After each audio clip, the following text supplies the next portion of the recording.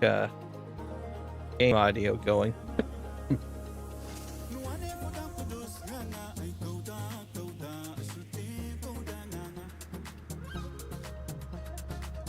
Okay, let me just refresh my live stream so it catches up.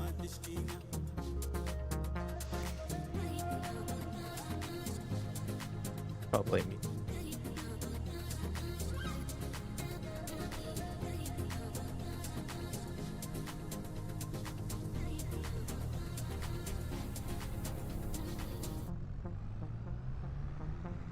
Not sure.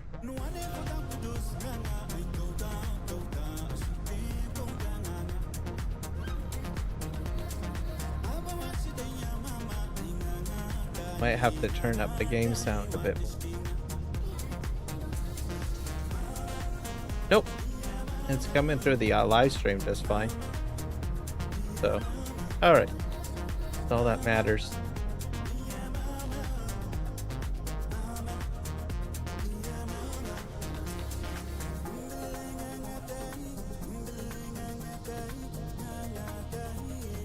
Alright. That. Alright, so that's fine. Let me get my game audio going. Music audio going. I'm all set to go. So, fresh install of Beam Tracker. Got that going. Now that it's been updated. So, and it's rocking. Oh, actually, I gotta turn that on, don't I? There we go. So yeah, Beam Eye Tracker is up to date. So make sure you download the latest version. Perhaps maybe uninstall the current version that you have, and install the newer one, as it is now available. The Open Tracker you no longer require anymore. That's a separate application. So if you were not participating in the beta version, you probably still have the Open Tracker still installed. You can kick that out of your system. You might want to go ahead and do that. That way you're not doubling up on two trackers running at the same time. The tracker has to use a lot of calculations and integration with your camera, so having two trackers running at the same time probably is going to eat up system resources, unless you've got a super powerful computer. Maybe you might not notice something, I don't know, or you might inadvertently cause a conflict or a crash, so you might want to make sure it's not running. I do know that it likes to jump in as a startup item on the PC. So if you do need to use it for some other tracking software, because I think there's others out there. I'm not sure if Kobe uses it. Maybe there might be some, I don't know, VR headsets that use it. I'm not sure. Anyways, if you still do need it for other applications or other programs, I would probably just simply disable it out of your startup list, just to be on the safe side so you don't run into any conflict. Potential conflict. Not saying you are going to have conflicts, just potential conflict. There we go. Gonna jump out of this. We're gonna take the truck down to the farm and fill it up with slurry. Off we go. And bring it up here.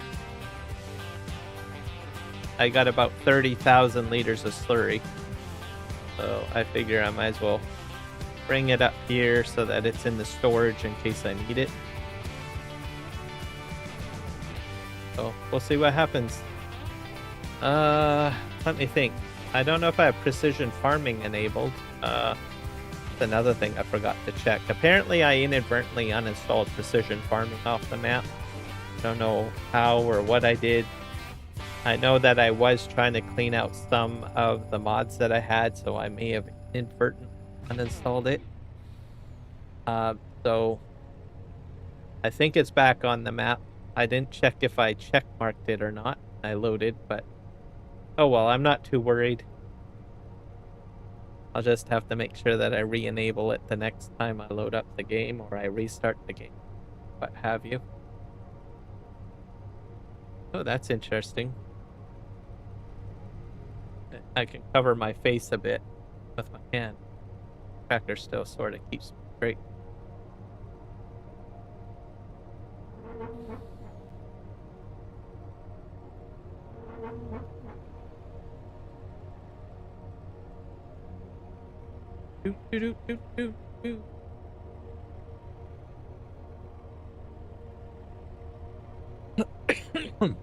So I opted to reinstall K-Lite codec, and then I think I kicked out my classic media player. Not sure what had happened, or if it's still installed somewhere, but I think it's gone. Love that thing. Very simple.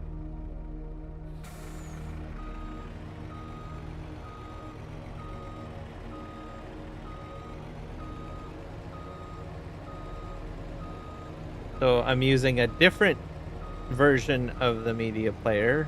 It's a little bit larger than what I would like.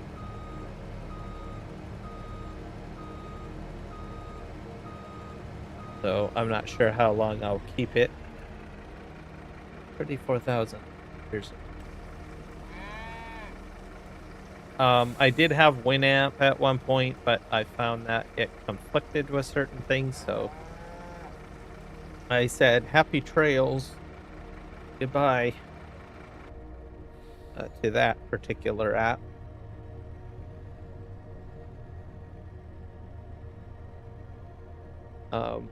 K-Lite Pack you have to be a bit careful with. They have different versions.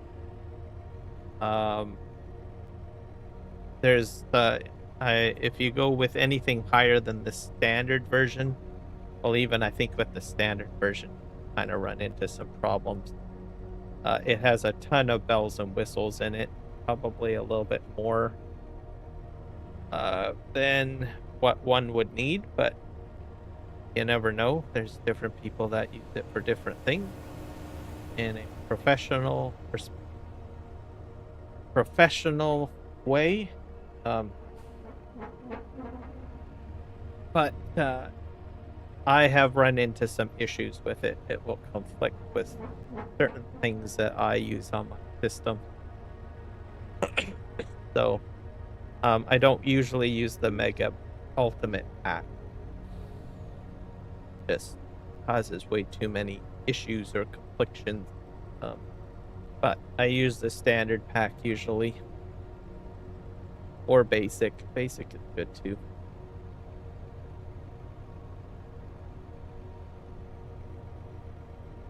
But when I went to install the latest one, the classic player is missing, so I don't know the deal with that. So I've got some other older variation of the media player, but not the one that I want.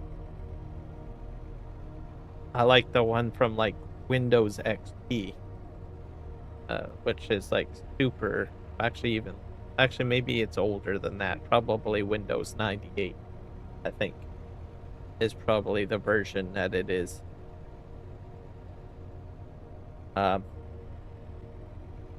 Very simple and specific. It's got a couple of menus that you can play with, and then you can just put a list of songs in, hit play, pause, and a volume setting. No fancy dance, chunky UI or anything like that. It's just simple, right? Less clutter. I don't like clutter. I want to see my list of songs, and I don't want clutter. I don't need it to look pretty because it's not there to be pretty.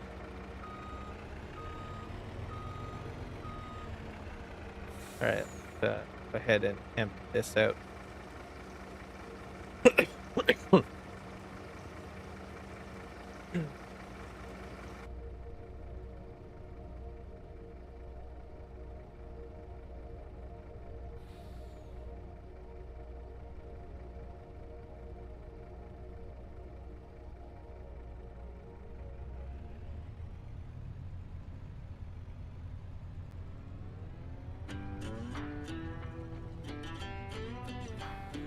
So, I'll find something.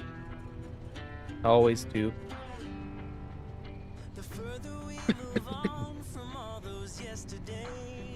The newer ones these days seem to have thumbnails for each song. The other thing too is there's like a focus on a library or a database showing like alphabetical order and things like that.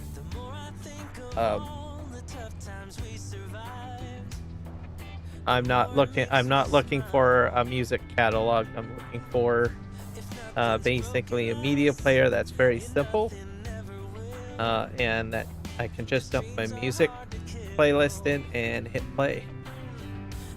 There's not very many of those anymore.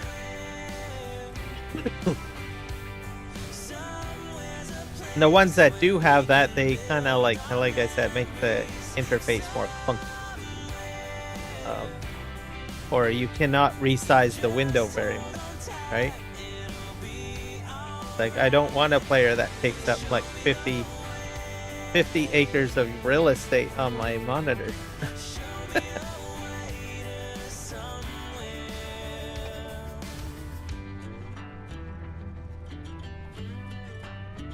So, if anyone from Microsoft is listening, or any other media player company or app maker, and I hurt your feelings, I'm sorry.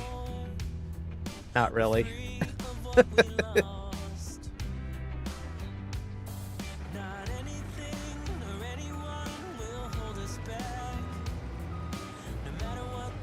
Alright, let's back this up.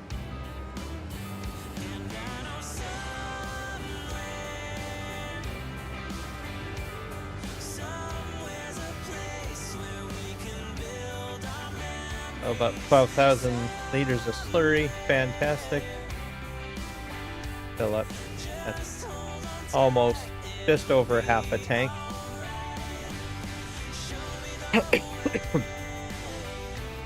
Take this down to the farm and unload.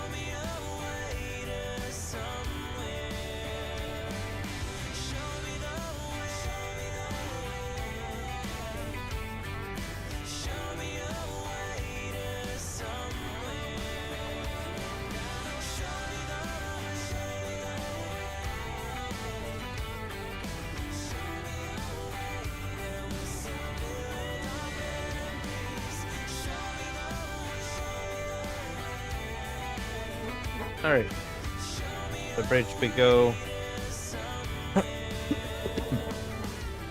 So I might be testing out my universal auto load trailers today a little bit, because I did update to the latest version off of the GitHub. So potentially I may have to sell and repurchase trailers. I think I've had to do that with a few versions. So, just fair warning on that.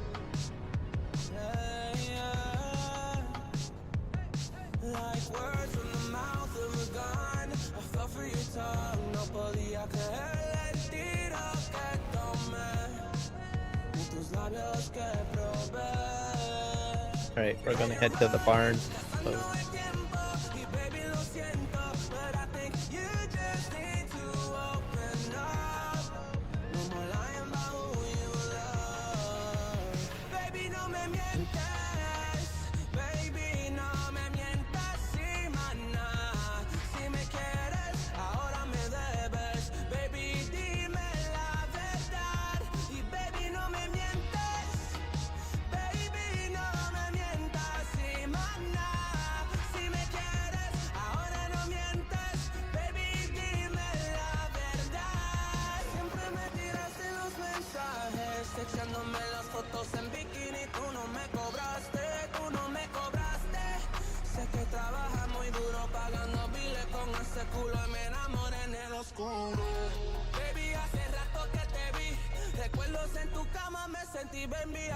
I also think I've got some stuff I need to sell.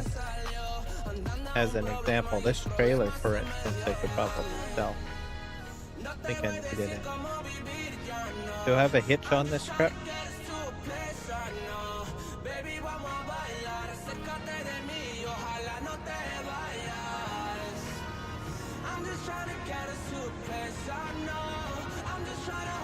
Just back up. I'll hook up.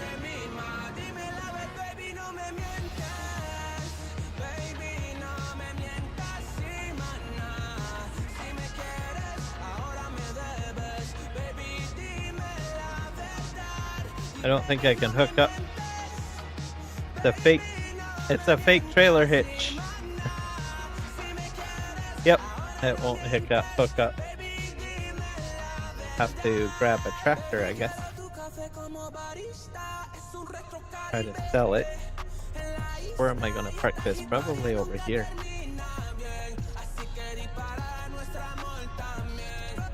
I'm gonna start selling a few things, I think.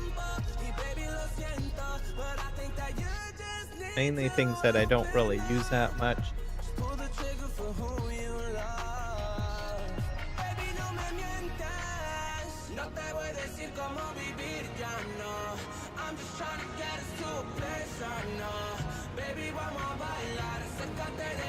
I think a lot of these cultivators probably will go. I don't think I need any of these. If I make a mistake, I'll just rebuy them. But for now, they're just collecting dust, to tell you the truth. This tractor, I bought this too soon. I really don't need this versatile. I'll probably sell that and rebuy it at a later date. Okay. Back up and take the little green trailer down first. That's been sitting there like forever. I've had this is one of the original trailers that came with the farm when I first started playing on it. I don't think I've ever used it, to tell you the truth. So that's some money that I could probably recoup. So we're gonna bring it down to the shop, sell it.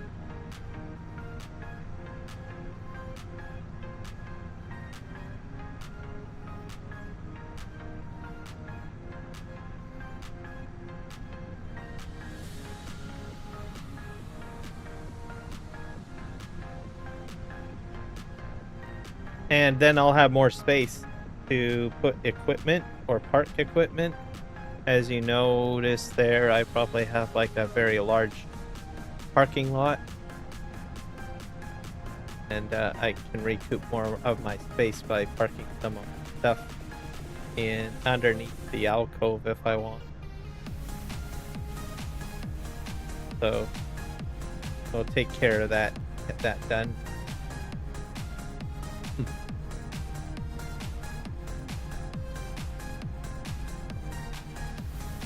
I've got the time to do it now, so I might as well go ahead and do it. That's how I look at it. My farm look a little bit better instead of a parking garage.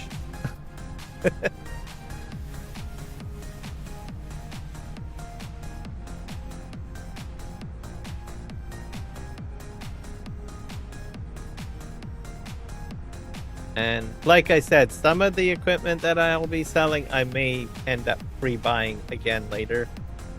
But I just don't see... Like, they've been sitting there collecting dust. So, I really don't need it all.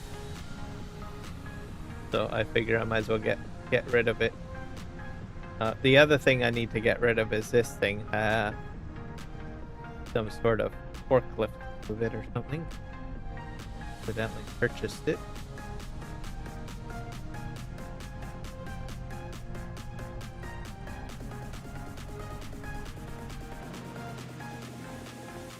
go ahead here. What's your name, buddy? Yeah. You're gonna get your equipment back, okay? See here, sell. How much am I gonna get for it? About 5,000. That's pretty good. I'll go get something else. Drag that back here.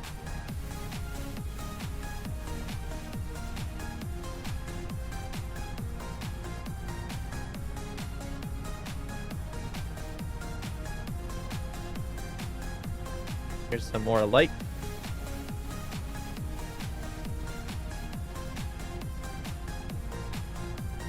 Now the water pack, I probably will keep that. I know I haven't used it that much, but I'm still holding out that I'm going to use it. So I got a plan. I plan to use it for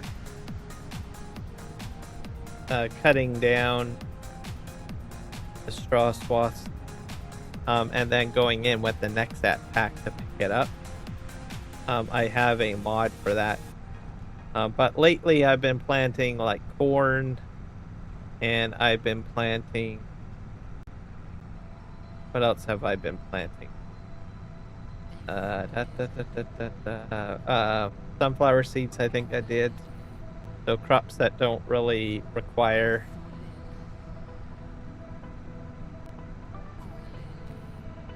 the straw or swathing.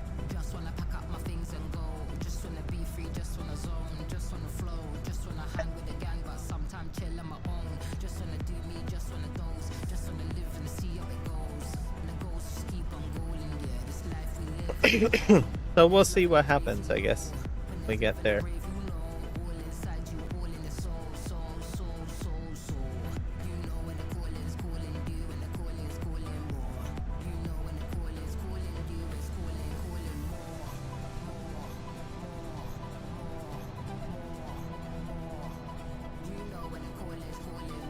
Let's go over here.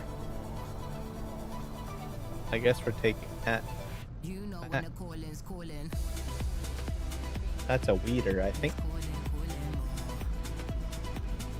Or a cultivator.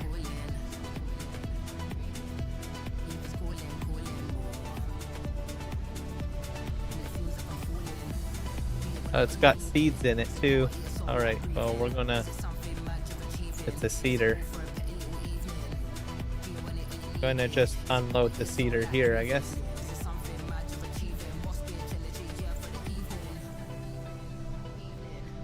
Nope.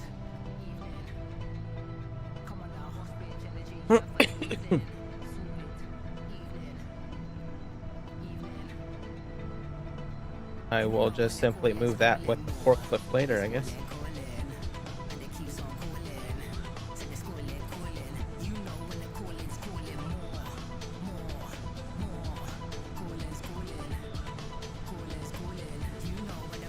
This straw I'm going to eventually clean up too.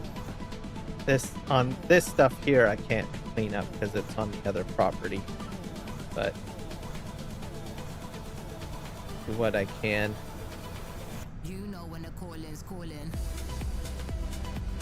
To clean up what straw I can clean up. I drive by it a lot. I think I want to get that swept up into a windrow. I think I do have a windrower at the farm somewhere. So we'll be doing that probably on the live stream as well.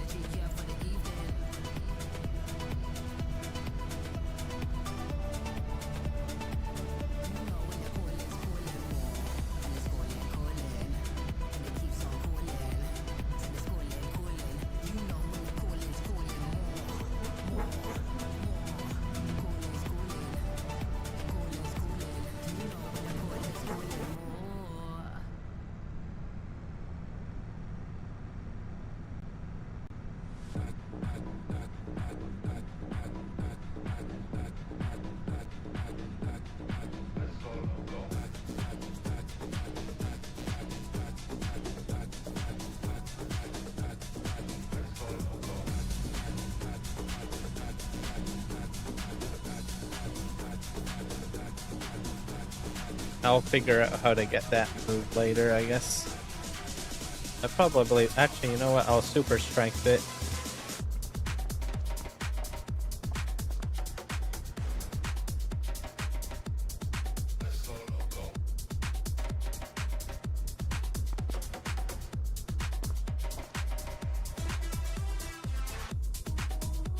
There we go.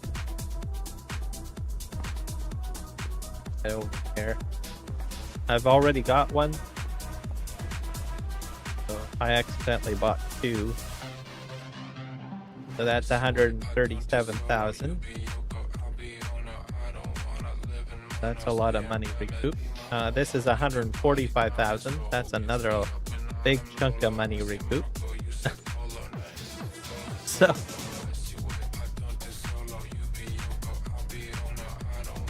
head back to the farm and go get something else to sell.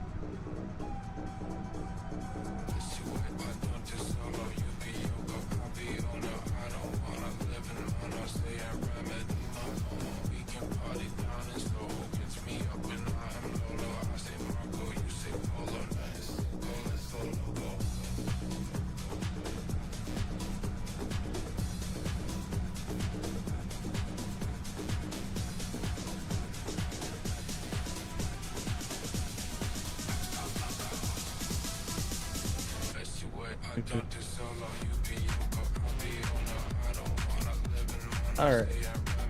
Go in here.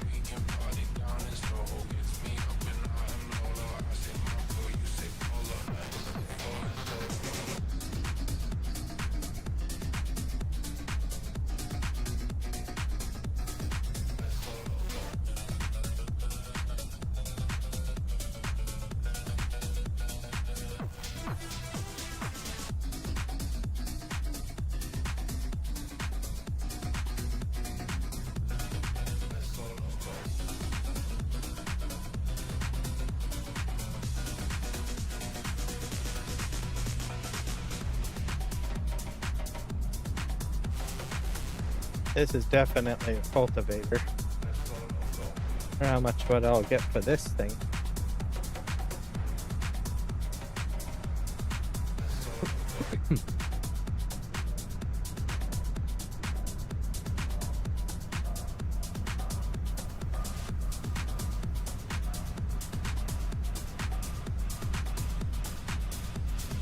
Definitely gonna recoup a lot of money that has been spent.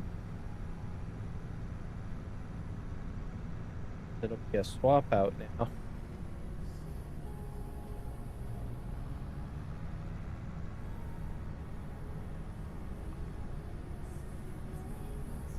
I tend to be too much of a pack rat.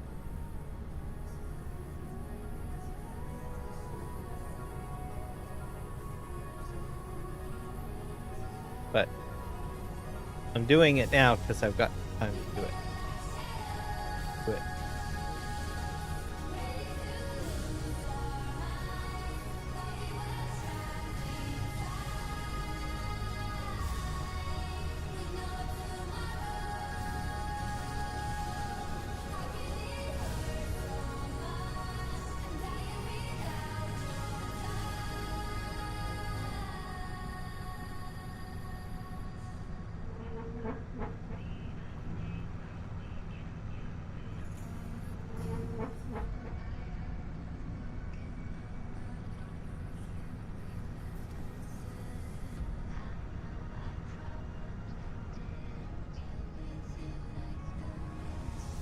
I'm just gonna drop this off and go get something in.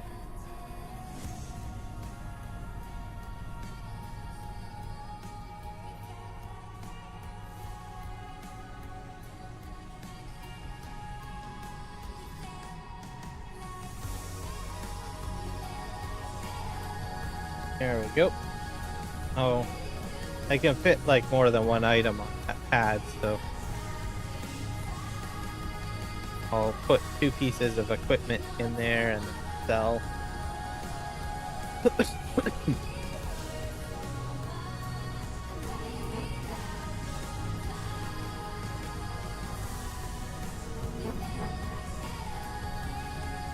That mess has to be cleaned up as well. So move that somewhere else. The bridge is done, so whatever's there is not going to be used for anything. Just sitting there. I think I'm going to move it closer to the other bridge area. That's probably another thing I will be doing. I'll be moving a lot of stuff for my project just to clear out some of the things. I think that's probably another good to-do list item too.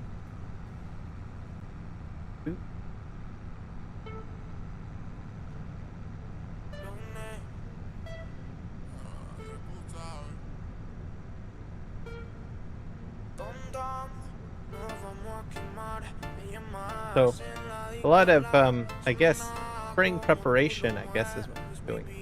Live stream for the most part.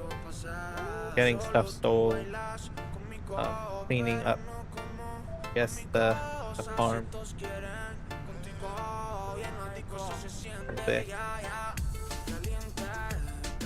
What else do I have over here that I should be selling?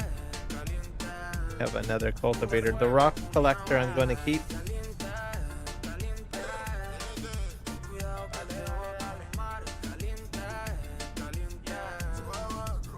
The header probably could go too, I guess. It's up.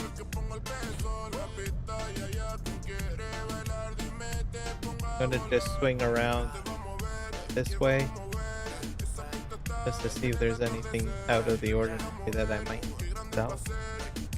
That can all stay. Most of this. Oh, I've got stuff in down. Got in here.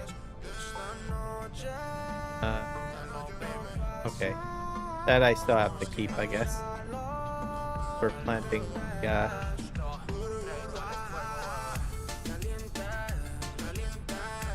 You got a header. I don't know if I need that still. I'll probably keep it. Sure. This stuff I need to keep. Slurry tank I will keep for now. Go this way. These are all attachments. So here's cultivators that need to be sold probably. The combine probably could be sold. I don't know. The trailer.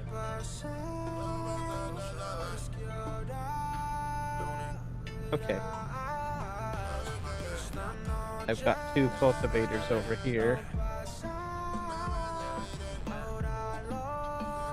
Yeah, I got quite a bit of equipment that I still have to sell. Alright. I've got a spot to put my that.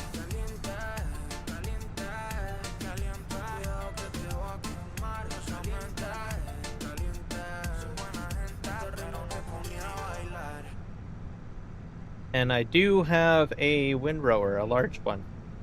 That one I will not sell because I think it'll be valuable. I have 2 windrowers. I have a smaller one. Smaller one's over by the grass field, which is just perfect for that area.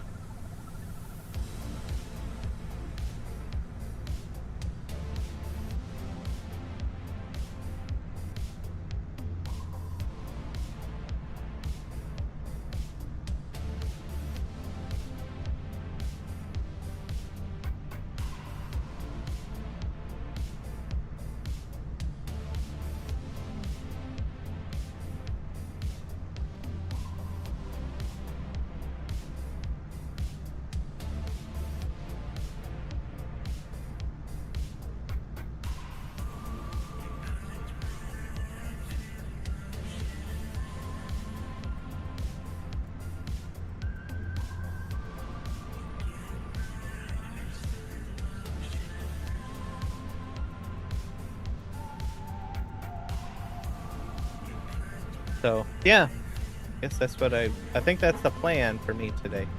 Not really overly eventful or anything, but well, I'm in the right mindset to wanting to do, I guess, a little bit of a winter, I guess, app.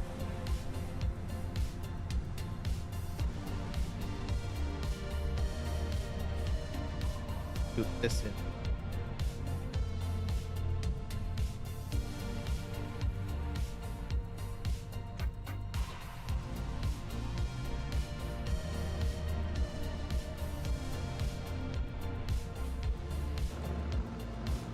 All right, Bill. Actually, I don't think his name is Bill. I forget it. He has a name. Giants gave him a name, but I can't remember what it is. Let's sell this. That's 46,000. Sell that. That's 86,000. So I'm up to 16 million. Yep. Sorry, buddy. I can't remember your real name. To me, you look like Fred Penner. Okay? Do you like music? Do you like to do sing-songs? Do you have a little friend named Wordbird? Do you crawl out of a log every once in a while? In a magical forest? Strong silent type. Gotcha. Alright. Loved you on CBC. You made my childhood great. Just saying.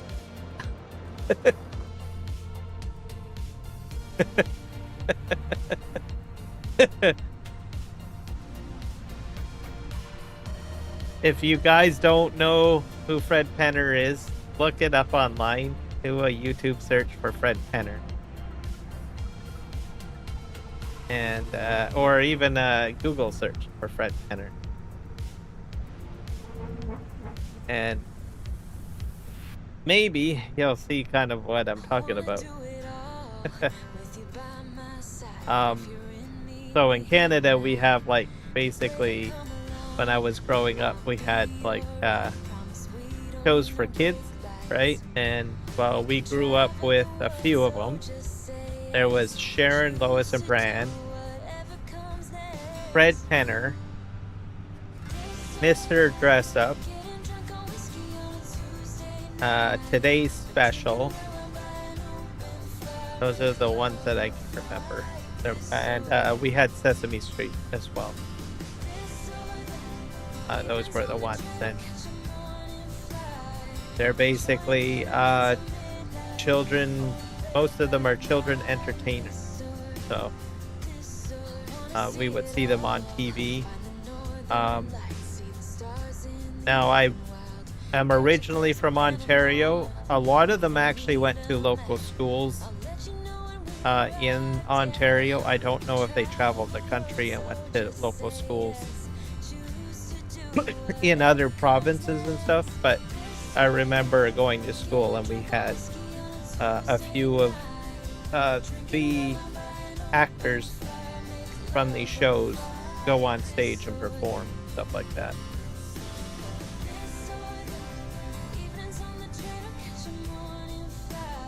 But yeah, children entertainers is who they were or are. I think they still do entertainment, but not as much anymore. Because I don't think most kids watch that anymore. I think the programming is different. Maybe I'm wrong. I could be wrong. But it was big in the like 80s, essentially, and 70s. I don't think it's the case anymore. I think Sesame Street is. They got rid of that. I don't.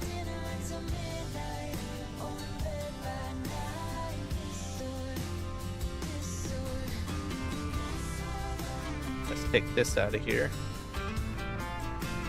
But anyways, that guy looks like Fred Penner, so.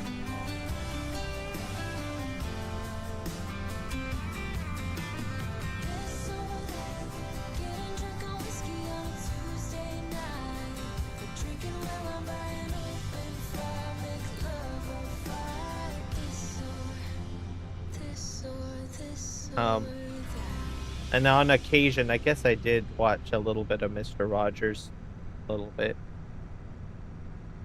but most of the time I was watching all of the other shows when I was young. And then the other show that I watched, which is probably more of an adult show, these two are adult shows. There's the Beachcombers. What else? And then there's Danger Bay. I always like that show. It's for adults, but it was interesting. I watched it. And The Littlest Hobo. So, which was my shows that I watched. They're more adult shows. What else? And then for cartoons, when I was really young, I think it was The Raccoon what I watched. Yeah.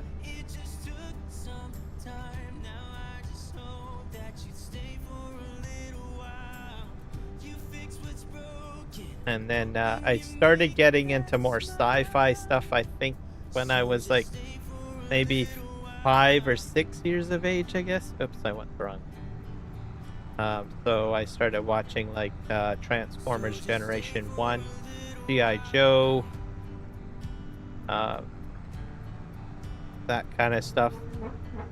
And then once I was into my teens, or well, I guess probably 10 years of age or something, I started watching Disney Afternoon. So that was like Goof Troop, what else? DuckTales, Darkwing Duck. What else was there? Did I say Goof Troop? I think I did. DuckTales, I said that, I think. Anyways, it was Disney Afternoon, and basically it took Disney characters and then put them into some other cartoon situation. So you got like Donald Duck and Scrooge McDuck in their own show with Huey, Dewey, and Louie. And then Chip and Dale, well, they were put in Chip and Dale Rescue Rangers, and they had their own show. Darkwing Duck, I think, was, I don't know, kind of a spin-off of I guess Scrooge McDuck a little bit, because it had duck people in it. So I watched that, and then at the same time, I think I was starting to watch later in the afternoon Star Trek: The Next Generation quite a bit. So every episode. And then as I went into like maybe I think when I was 12 and 15 years of age or something, in between that time frame, I was watching like all of that. Then Xena Warrior Princess and Hercules, because that was on a lot. And then of course Star Trek Deep Space Nine, Babylon 5, and then into Star Trek Voyager.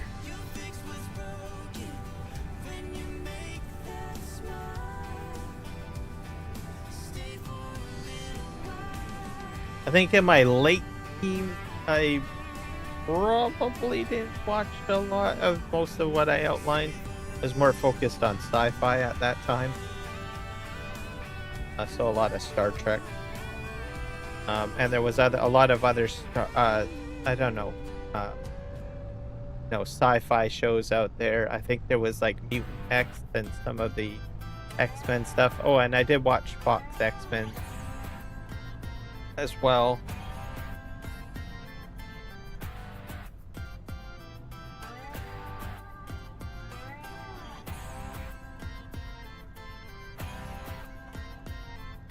Cold hand, frozen feet, raindrops This falling here. on the street. I can't recall when I last saw the sun. Summer's just a memory, a faded piece of history. No one can remember all the fun. All right, it's back down. Yeah.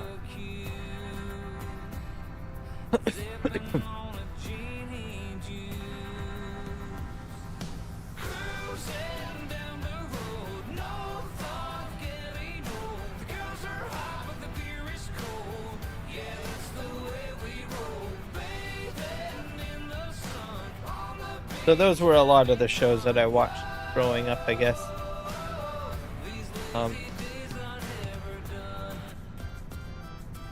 There probably maybe some other shows, but I can't think of them. Oh, Stargate too. Oh, I love Stargate. Stargate was fantastic. Work hard every day. Don't waste my time on yesterday. I never shy away from I did a lot of video games as well. I had the original NES. I played a lot of Mario on that. Mario 3 was my favorite out of the group. I never got a Super Nintendo. I had thought about it, but I don't know. I wasn't really sold on Super Mario World. I think they just overcomplicated it or something, it felt like. Like it was like they were trying to do Super Mario 3 but better, but it didn't seem better. So I didn't really bother with a Super Nintendo. And instead I went with a Sega Genesis. So don't regret it. Had a lot of fun on there. Played Dune, Fight for Arrakis, which was the very first real-time strategy game. So, and part of the Dune universe. That's part of my introduction to it back in the day.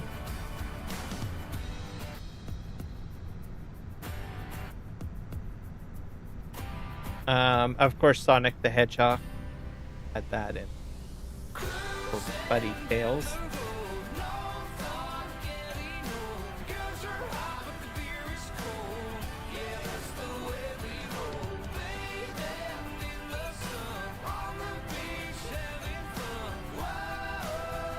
Put that there, I guess.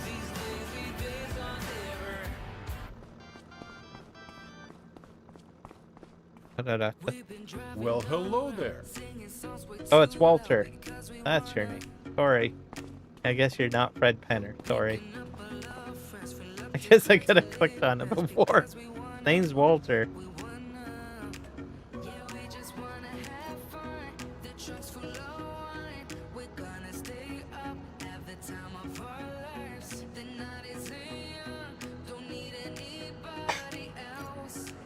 Go.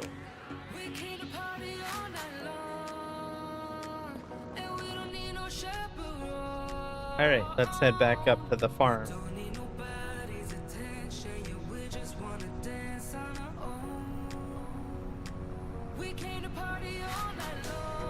But I did enjoy Littlest Hobo. I think that was, it's like almost like Lassie, but I liked it better. He's basically a hobo. He's a dog that's a hobo, right?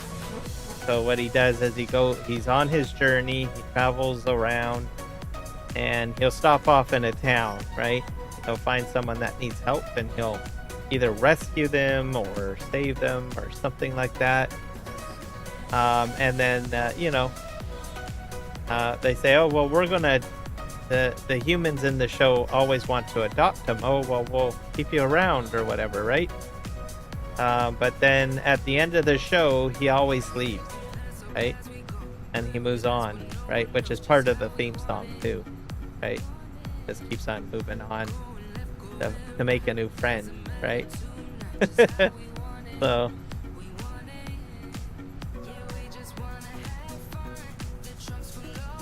he never settles down. He's always on the road, right? But he's always doing a good deed for people, helping them, rescuing them, that sort of thing. And once he's done in that community, he moves on, does something else. So, great show.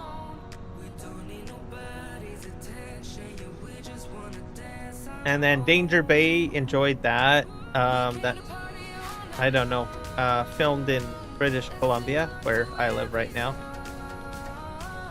It has a lot of coverage of the Vancouver Aquarium, and it's about a doctor and his family who works at the aquarium, and they're environmentalists, and they are also there to help animals, stuff like that, right? And basically, it's every day they're looking to save animals from something, right? But I'm gonna pull that out of there, I think. So I always enjoyed it because there's always these scenes of the Vancouver Aquarium and the animals there. And the animals from the Vancouver Aquarium end up part of the show, right?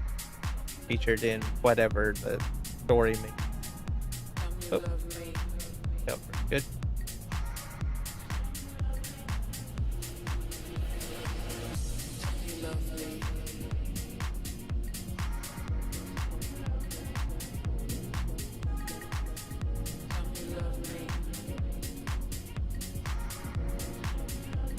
Come on. What kind of trailer is this? It's a crampy. Just pull it out of here. Okay.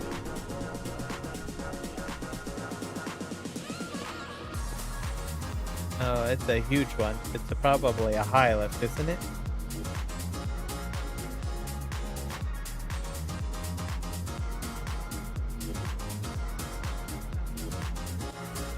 Oh.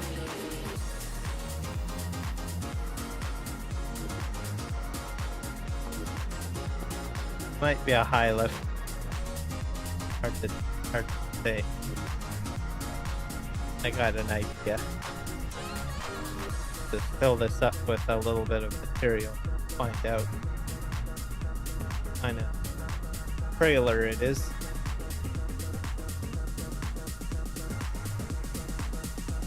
Dump a bunch of grass in it, I guess.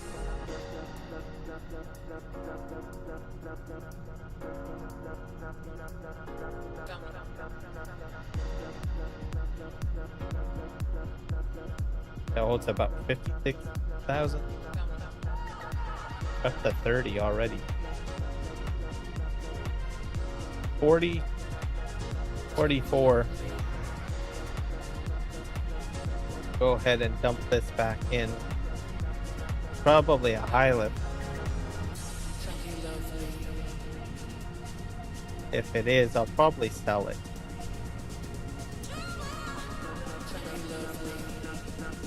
Because I think Flegel is the only one that's a low lift.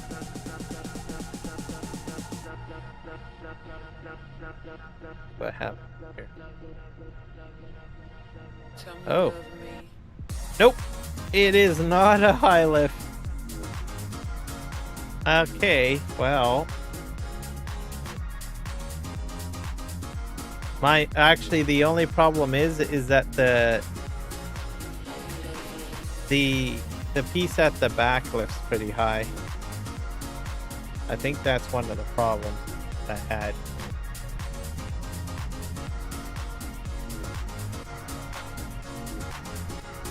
Like the Flegel doesn't go that high. Mistaken. So I think I'll go ahead and sell this. I'm more of a fan of the Flegels. They serve the purpose that I need them to do. We'll take this back, sell it.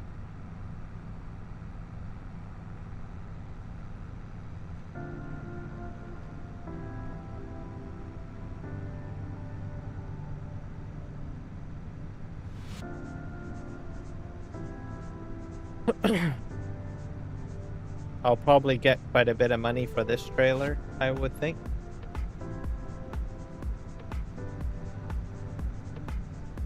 Maybe? I don't know.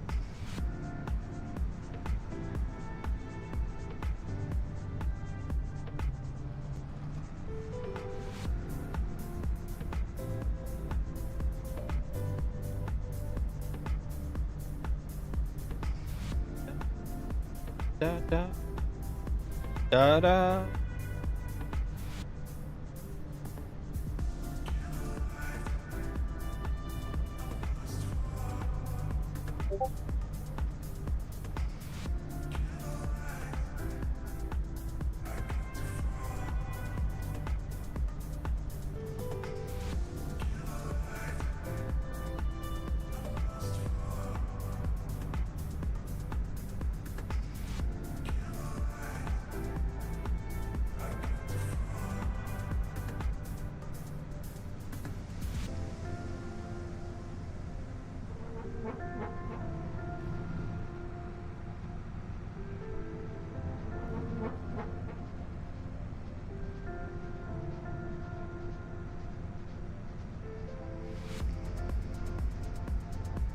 Right.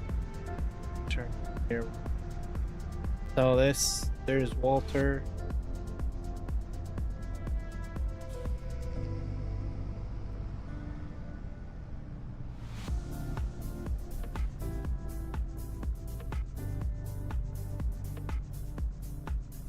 I'll probably sell the combine.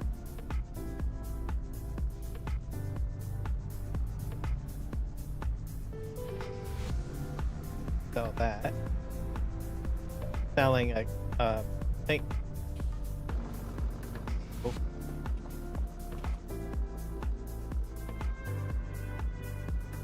This 56,000.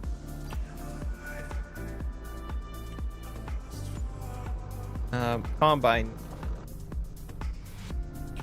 I think, will be next. The large tractor, I think I will just keep that.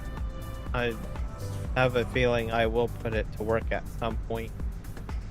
It's just that I don't have any large field at the moment, but that could change.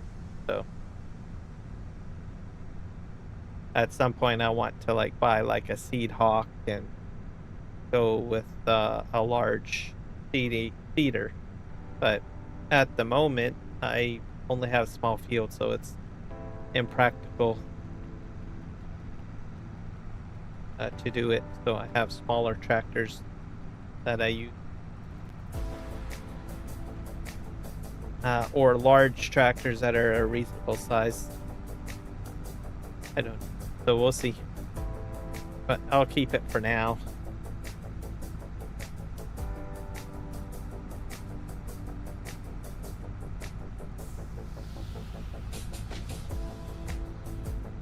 Probably going to pull out the windrower.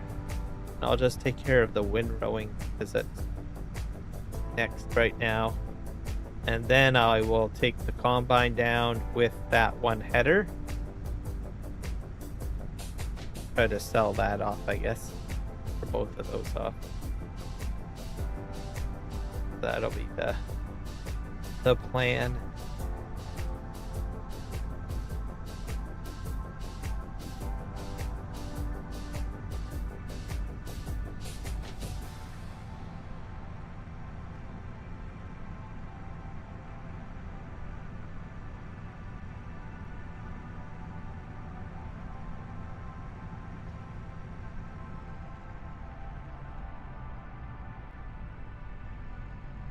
Go here. Ba-doo, ba-doo.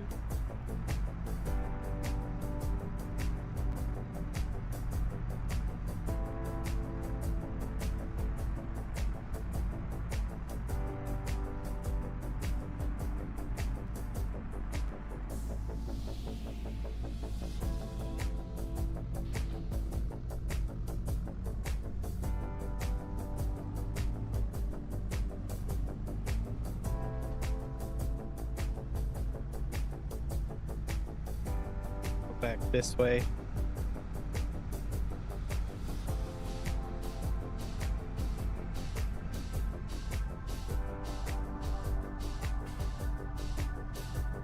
I try to clean this up a bit.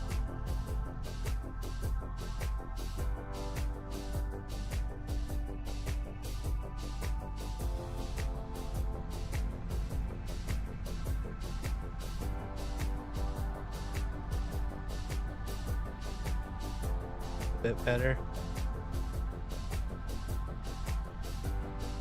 Put in row. There's the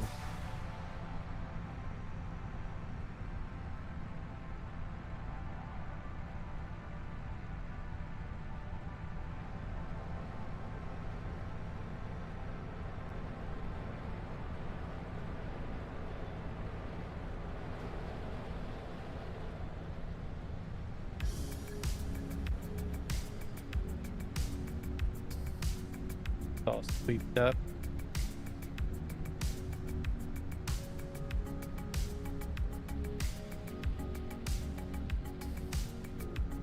But got this huge mess over here.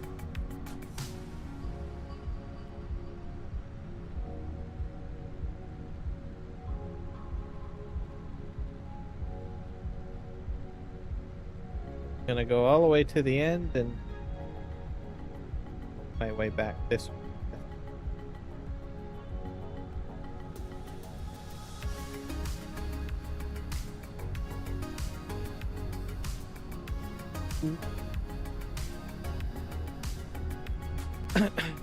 Get everything kind of at least in some sort of row.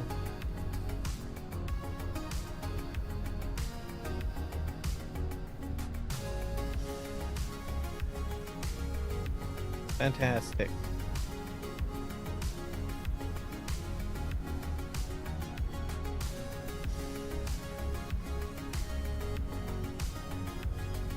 Spin around.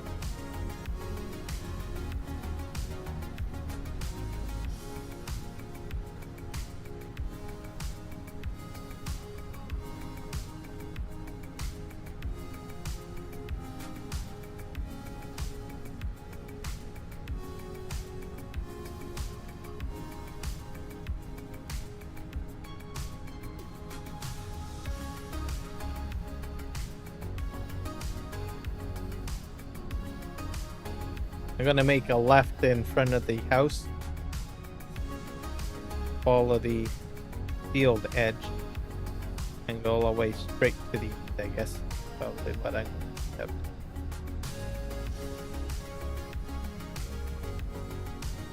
Sure that I got everything cleaned up.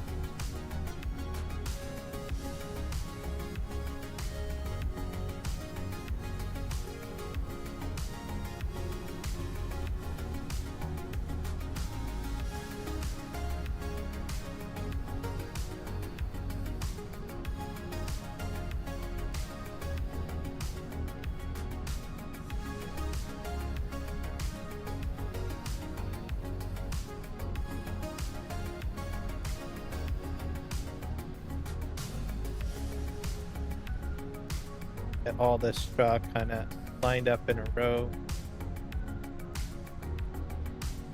Go well. Scoot forward.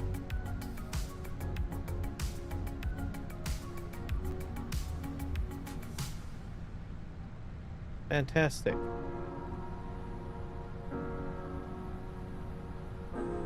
Da da da da da.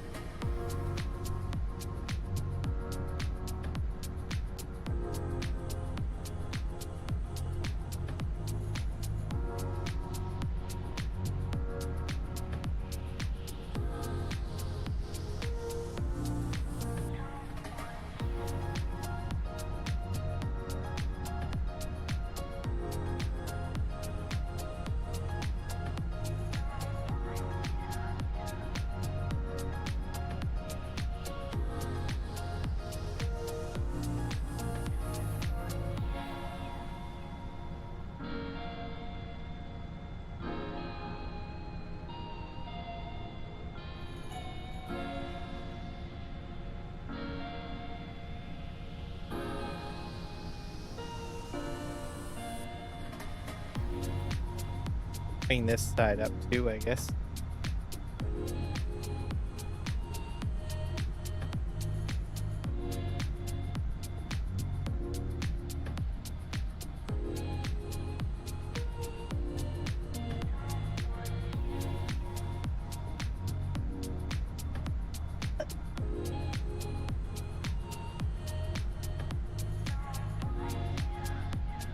Now I spin back and try to get the far edge of this one field.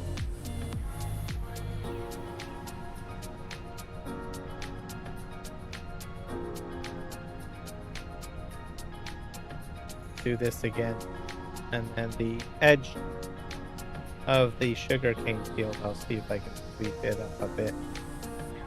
If I can, but we shall see.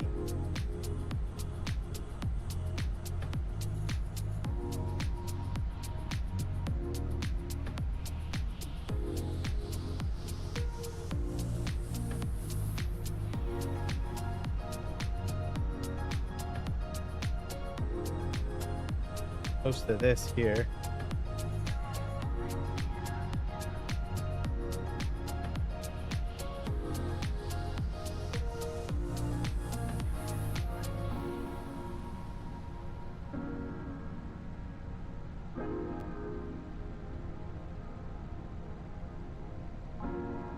If it's at least in a row, I'll be happy with that.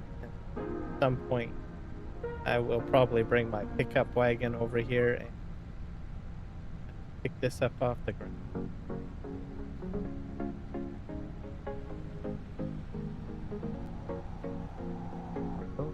Leaving this place, the sun's about to break. You're riding shotgun. The feeling will change. I'm wide awake. Take me away now. 'Cause I won't go All down right. the same old path again now. No, I've been running out of air, so let me catch my breath. Feeling I've got's making me crazy. If I'm having a good time, don't you blame me. Yeah, this feeling I've got's making me crazy, making me crazy. So I'm just gonna drive.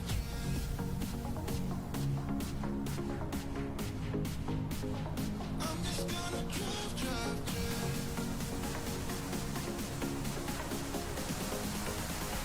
I'm just gonna drive.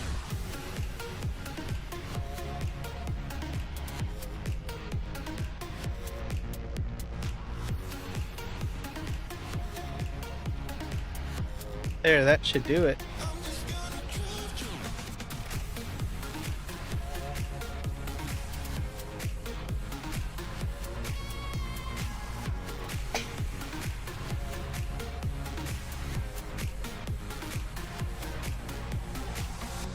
Wherever we go, we're taking control. The future is ours now.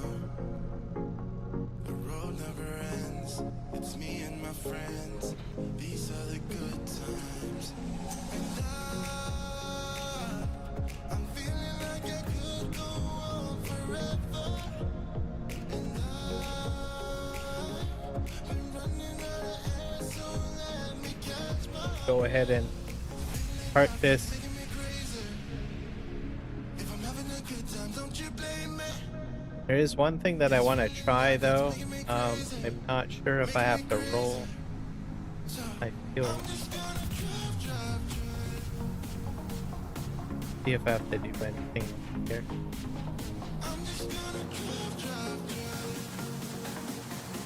Fertilize. I'm just gonna drive you.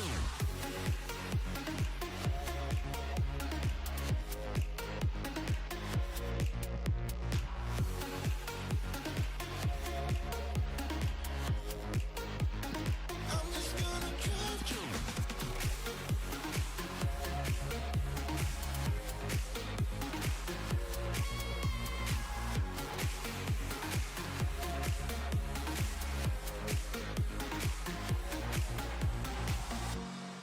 Cultivate. Bed. I'm just gonna drive.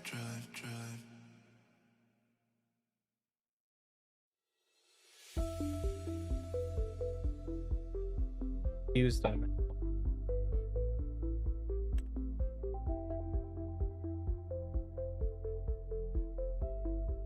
Something weird here. Oh.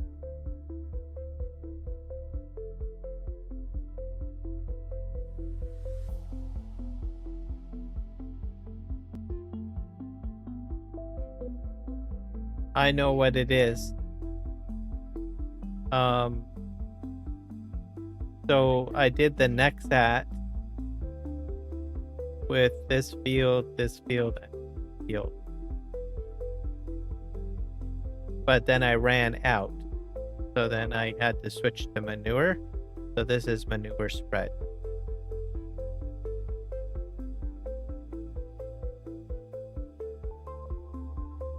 So my next planting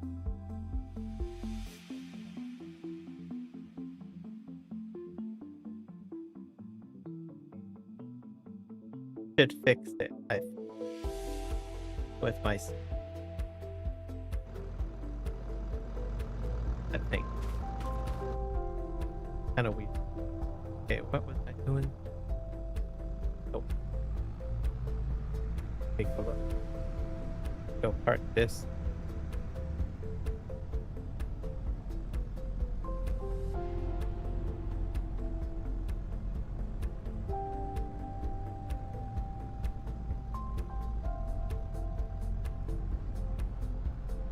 Park this.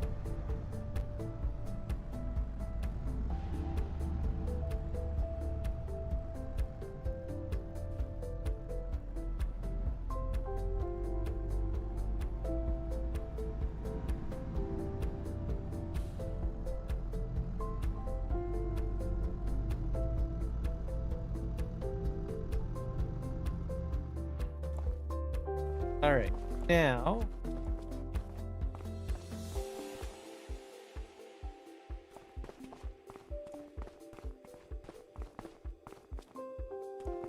what is it?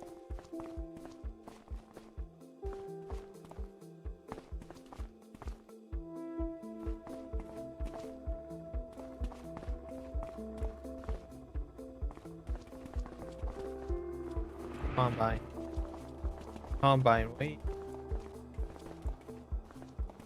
I think I only used this like once.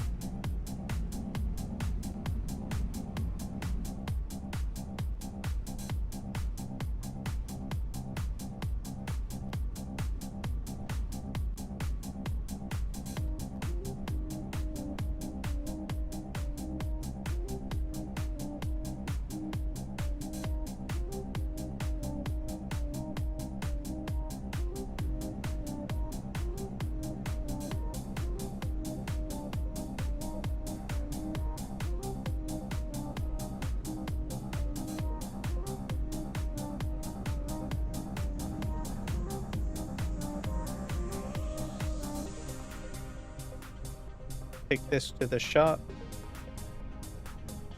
Sell it.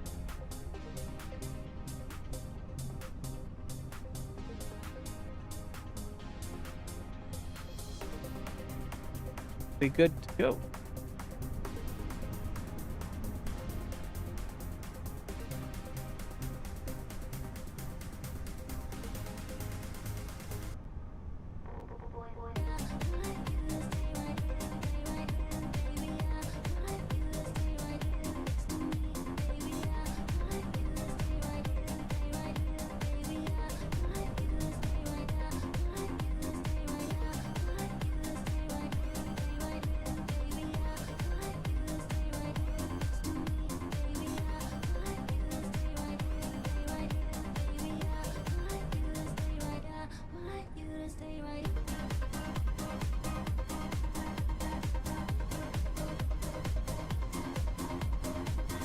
Hello, the Sim Guy. Welcome in. How are you doing?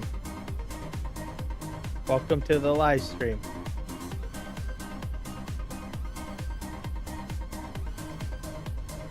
We're doing some sales today. Selling stuff.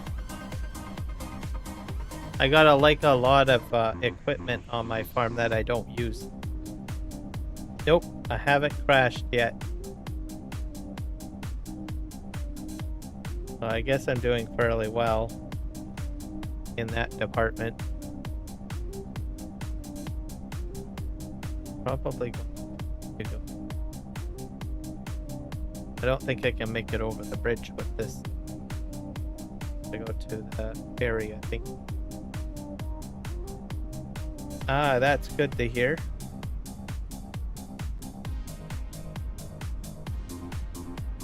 I noticed you've been live streaming again, so that's a good thing. Are you getting any subscribers and a little bit of growth? everybody, you should check out the Sim Guys channel, by the way. I'm gonna share it out in a sec once I get up to the top of the hill. He does truck simulator and farming simulator content. So if you like both of that, check it out. Get a sec here. Get you guys his channel. Turn off my tractor.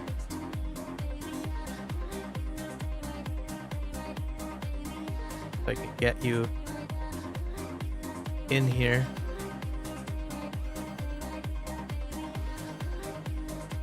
Put his link in.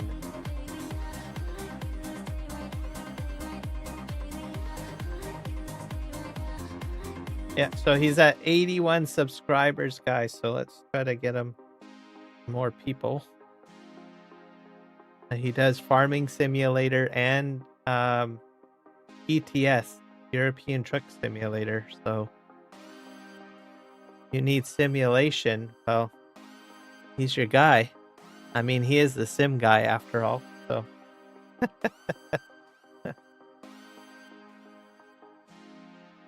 so let me get the channel in here.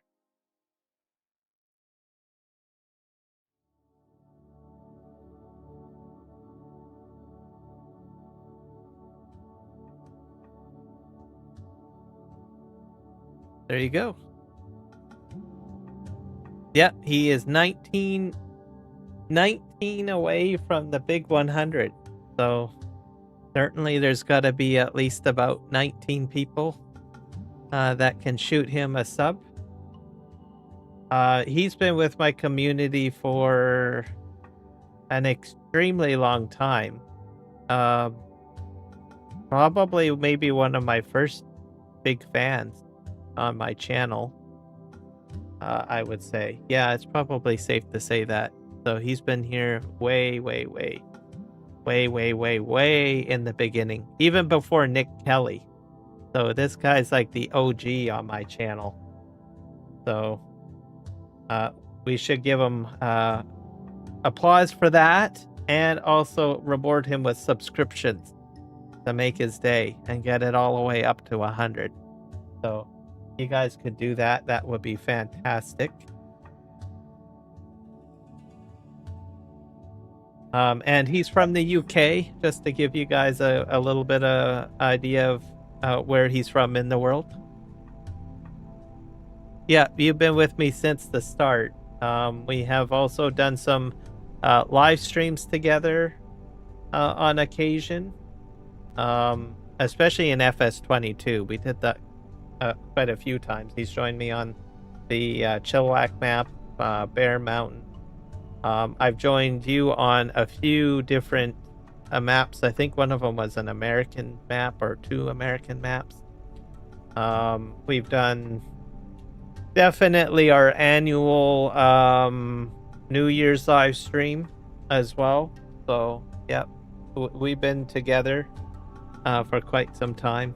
So, and he's been part of the farming simulator community for quite some time, even before I even met him. So he's been in different chats and stuff like that in other content creators and what have you. So he's definitely a good guy to support and to get to know. I gotta get my tracker back on. Driving here.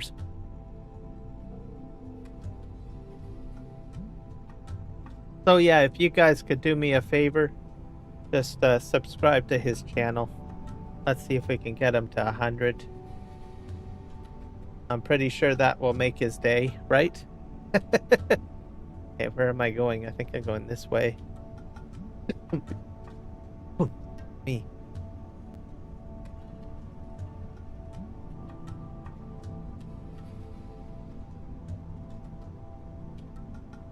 So how's the New Year's been so far?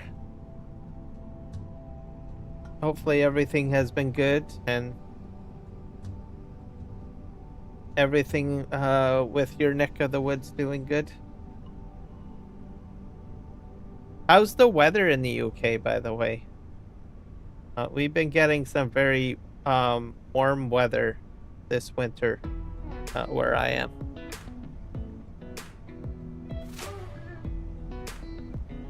And there's Eric the Crazy Viking. Another fantastic person. Not too bad. That's good. Have you got? Did you guys get snow in the UK or no? It's cold. We have snow. Okay. Yeah, it's like spring. Our winter has been nothing but spring, which is weird for me, anyways. Where I am. So I don't think we're gonna get any snow.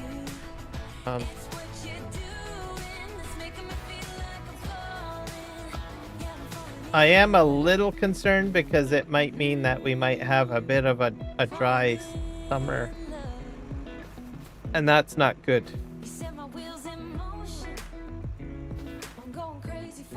Is the boat coming this way?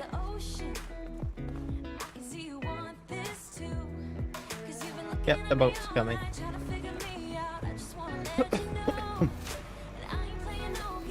Get in on the... I should be able to get on the bridge. There we go. Yes, thank you very much, Eric. We need to get him up to like at least 100. Get him to, because he's been around. I don't know if you've ever met him before, but he has been in the community quite a bit. Like, I know I've known him for at least about 4 or 5 years now. Can I get across here? I don't think I can. Oh crap. This is not a good thing. I need to get a trailer. Alright. Well, that's gonna be... That kind of boo-hooed my... What? Okay. Oh, I can actually hit... I can do that. Yes, guys. Also, subscribe to Eric's channel. That should be coming through. He has been a tremendous supporter of my channel. He's also a channel member as well, so which is fantastic. So yeah, check him out, sub to him. Also his son too, Nikolaya. I gotta find Nikolaya. Nikolaya is just started live streaming, so he needs some. He needs some subs too. The Nikolaya, the Crazy Viking. If I can find.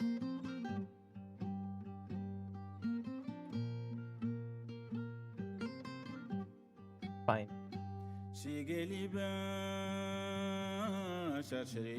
Looking on the wrong.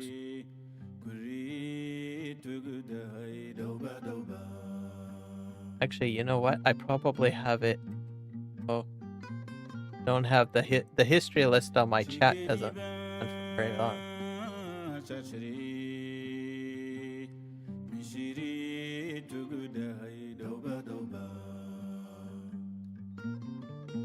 I'm pronouncing it wrong?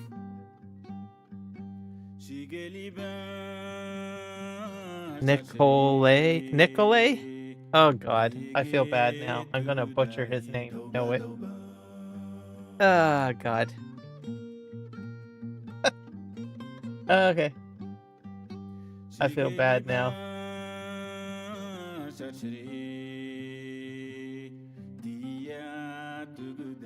I'm pronouncing it wrong. Anyways, another Crazy Viking, okay? I will have to work on getting his name correct. So I apologize.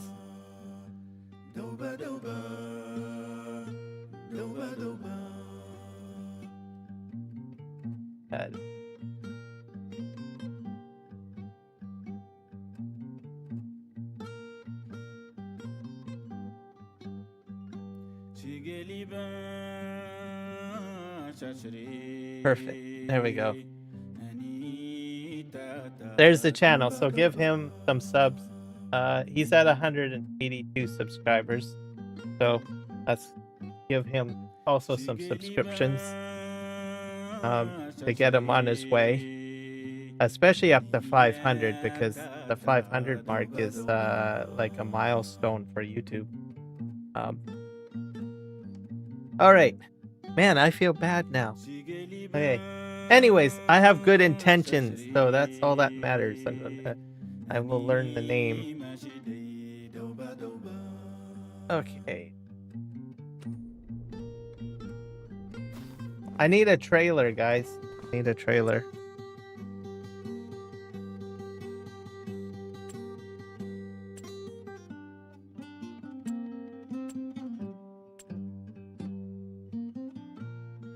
But just for the record, Nikolaya is not a girl's name, okay? I'm just gonna throw that out there in case anyone thinks that's what I said. It's not. Nikolaya is a guy's name, okay? That's actually a pretty cool name. I actually like the Nikolaya personally. Anyway, I digress.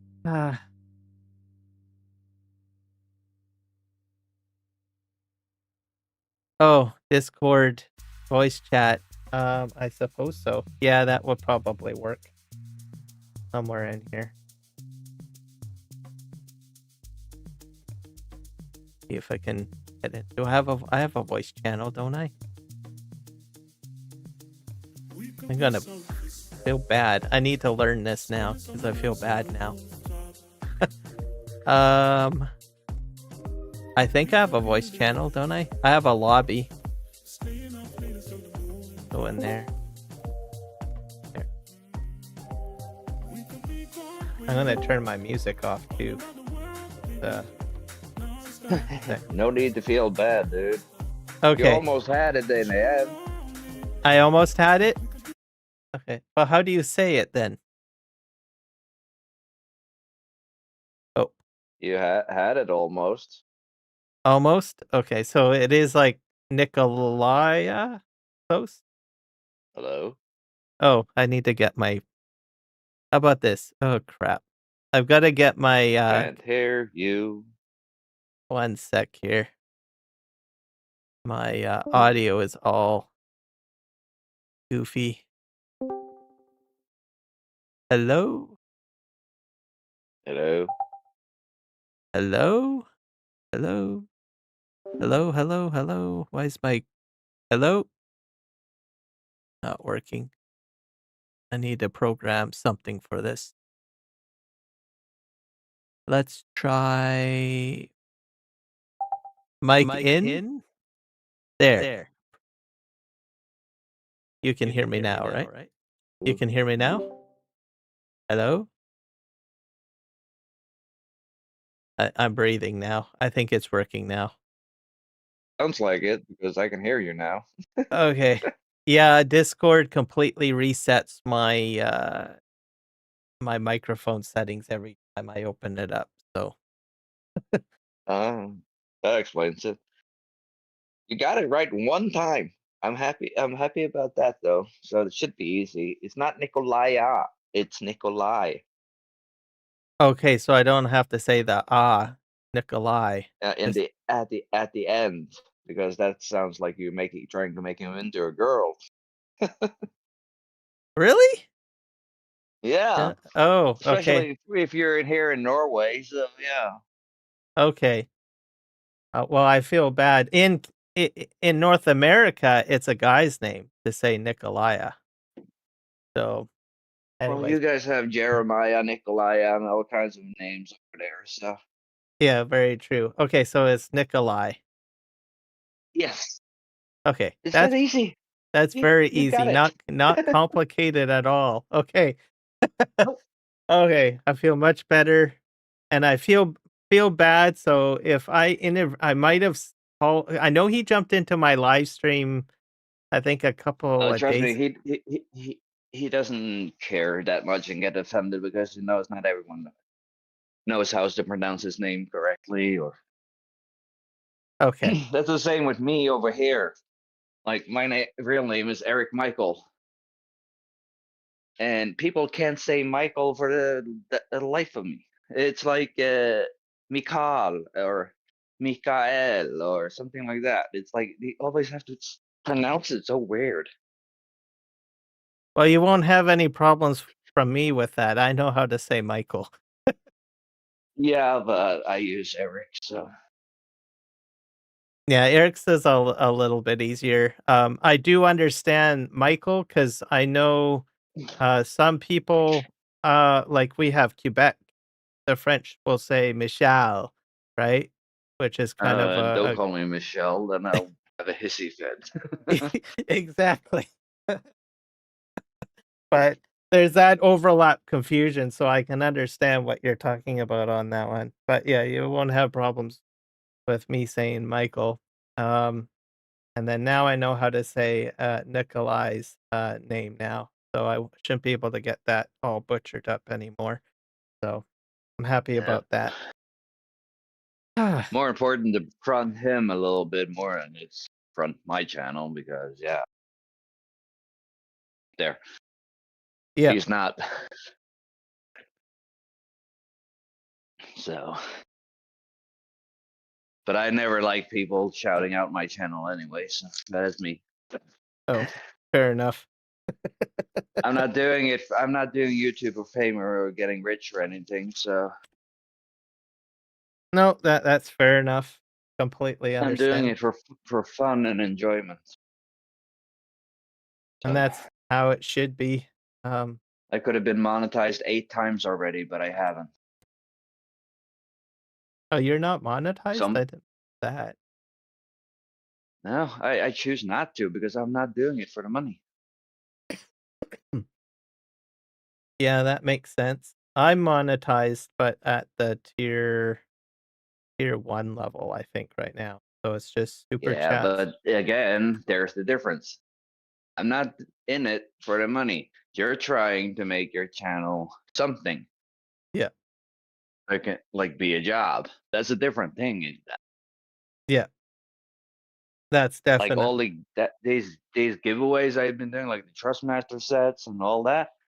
That's out of my own pocket. Everything I do in the community and the farmers and community is from my own pocket. Nothing is YouTube.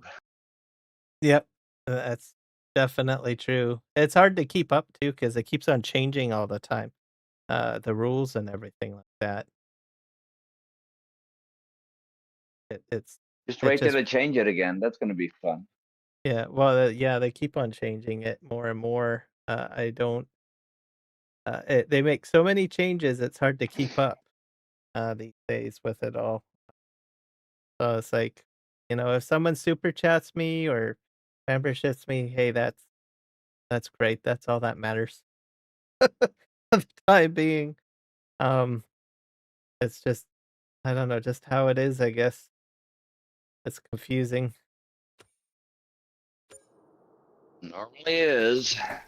Like YouTube has changed their policies and rules like 5 or 6 times as long as I've been doing YouTube. Yep.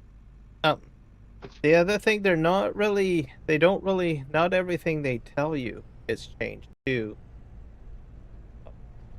And Oh, that's a good thing. Because otherwise, as soon as they open their mouth about it, there's people already trying to find shortcuts to go around it. yep, That's why they're getting more, and there's coming new rules that's gonna not be announced probably, if I know YouTube correctly by experience. They're gonna drop a bombshell for people who like only utilize AI for the channel. actually, I heard they did that already, I think. I No, even harder. Oh, really? Oh. Ban for life. Oh. Oh, that's pretty It doesn't. severe. It goes on your ownership of your email accounts and stuff like that. So it's registered to your name. Hmm. Mac.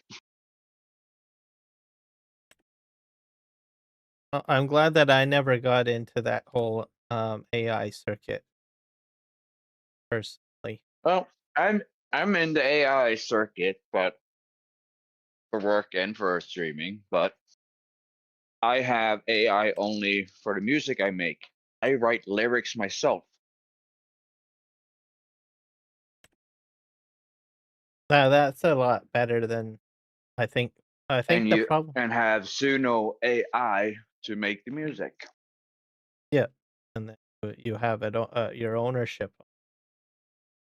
The whole But point that is YouTube wants you to utilize AI, but they also want you to do the work. So I found the mix, and that was accepted. but that's more creative. Like you take the videos out there, right? I mean, we've all seen them. It's just a rehash of like superheroes doing things, right? I mean, That's there's not not. even the real deal. It's just generated. Yeah, It's annoying. and it's And just a also a rehash. lot of fake news. Like if we watch on the TV, direct live from the White House or whatever, we can listen to the speech and all that, and we can simultaneously go onto YouTube and we can watch the same damn speak but generated by AI, or it says completely different things. I'm surprised somebody didn't already nuke the US, but yeah, it's All right, crazy. all right, the sim guy. We'll see you later, bud. Later, some guy. I'll try to send some followers his way. Yeah, he could use some. He's been around like 80 or so for quite a while, so Uh, and he's been around for in the community like a long time. Um, okay.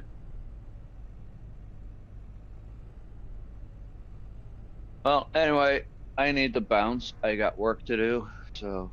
all right. Oh, it's But I'll good to, be in your chat for a while. and you can watch me try to get a header onto a header trailer in a bad way. That's an easy thing. I don't think I'm using the right. Normally, just use a drive kinda straight-ish onto it where you think it should be, and then it should pop in automatically. It doesn't. I If think you're I've got not the. using edited 22 craft from King's Mod or something like that, then it might not. Because yeah. I think I might be using the wrong header trailer. Let me see. What's your stream? I've got a crone. Like it's not snapping. The crone? Yeah, this That's for crone. only crone headers. Oh, okay. Gotta find. The crone trailer is only for the crone front mower thing, so you can like cut directly and throw it into a trailer. Oh, the forage harvester. Yeah, that's Oh, the only I'm thing that trailer is for. okay. So you're using 8 meter, 10 meter. I think about an 8 meter. Yeah, then you want to go in and get one of those. Oh, what the hell was those names? Yeah, the black ones under down by the next to the combine in the menu. Like probably the 30. That's that's the Nart. The the Nardi is the one I'm meaning, So that and one it should. says in there if you press I think it's C maybe. There's one button you press in when you're in the menu on that specific header, and you can click a button for combinations. It will show you the correct header for it. Hit C. It's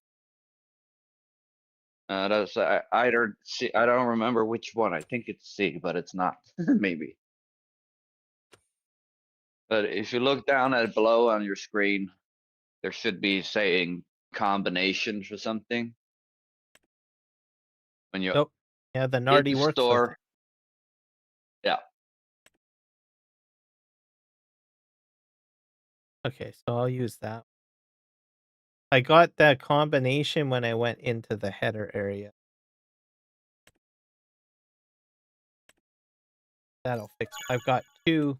So in other words, what I have is two headers, except for the hard Nardi, because that's the correct one. But I have two headers for a forage harvester. So I gotta sell those. I don't have a forage harvester. Just gonna eat this up. Getting ridiculous. All right. Well, you do that. I need to go and eat something and then get myself to work. So Yep, for sure. And this work have training is a killer, dude. oh, Ugh. is Pretty it book work stupid or though. what? No, I'm running around like a chicken with a head cut off from everywhere, every department and everything. Giant electronics store. Oh, I'm all of a sudden I'm at one end of the building, and where the storage is, or I'm back in the opposite end where the service point is, or the other side where the cashier is, and back and forth a lot. So I had like 18,000 steps in one day. is that like a lot of inventory kind of stuff? That too, inventory, sales. I do selling too. I'm on the floor selling for the people that walks in and help them find the right products. Help the service department build PCs, change screens on phones and stuff like that, or what's not fixable by ourselves, we ship out to another company that fixes it. It sounds like a shipping and receiving. Kind of, but this is just like what they call for work mapping to see how I'm doing and if I'm able to do it. Because the government didn't believe my two hospitals that I went to get two different opinions, or their own damn hospital, which I had to go to see their damn doctor, says the same. I'm too far gone. I'm disabled. But they don't want to listen. So now they're pushing me so badly that I can barely take care of my kids after work. I'm dead. Not dead, but like, you know what I mean. Yeah. I'm finished. I can't do anything. That's why I almost haven't been streaming either, because I've been too tired. Yeah, that sounds kind of weird to me. See, in Canada, we have people that are like disabled and stuff, right? And like I mean, I've seen people that operate in a wheelchair, and they are doing things. They find ways to accommodate the disability, right? They'll either provide but when like the disability, like I can walk around, I can use my arms, I can run because my left leg side is slower than the other. Same when I had to relearn how to use an excavator because my left arm and hand react slower than the right one. So I had to get used to the delay in my arm. Almost right after I got the sticks and wheel, I was starting to get used to it, and then boom, another attack, and I got a delay again. Only this time it was on my left arm.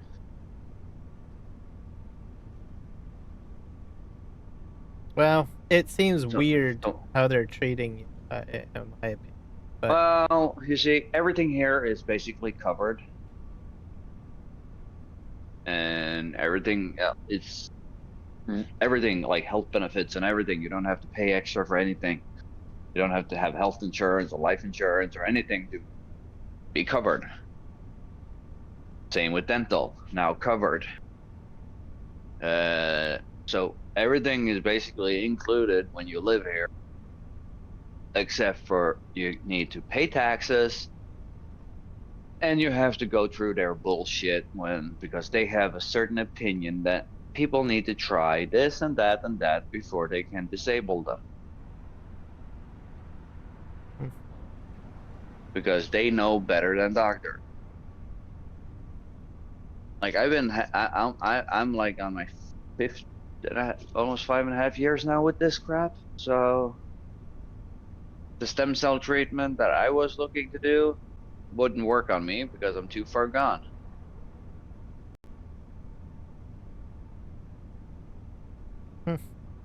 Well, definitely a According to weird different according system. to all three doctors.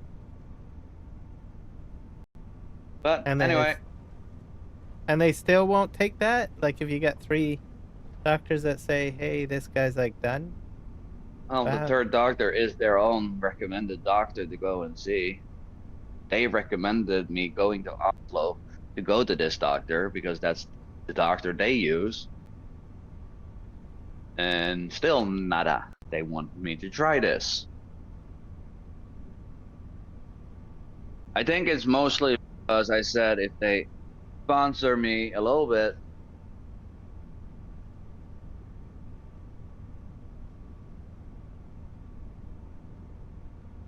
Hmm.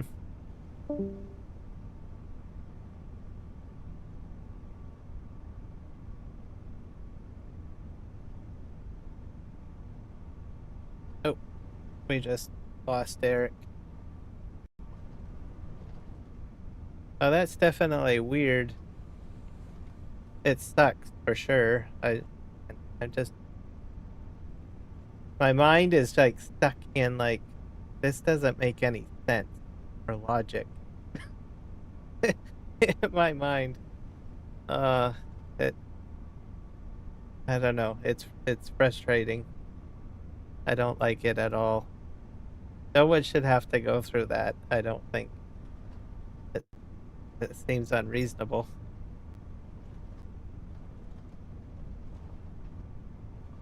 That's my thoughts on it. Uh,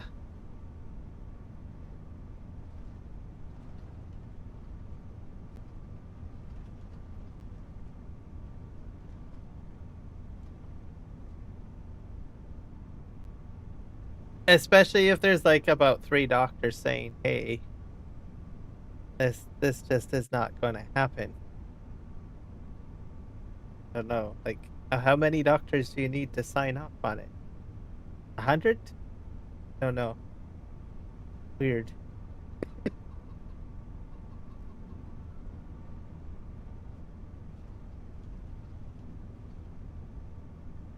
The only good thing out of it is everything's covered. So that's the only good thing, but that's that's not really the point in the whole matter. If you're done, right? Especially if a medical professional says, "Hey, this guy is done." Uh, I don't know. It's frustrating.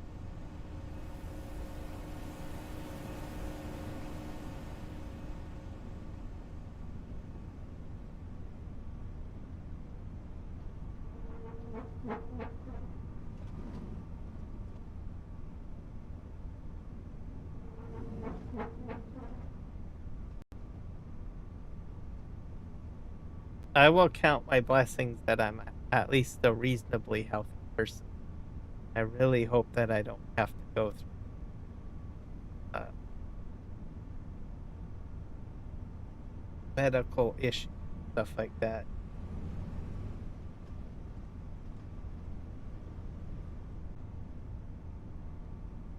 But I suppose one day it will happen. And hopefully it won't be that bad.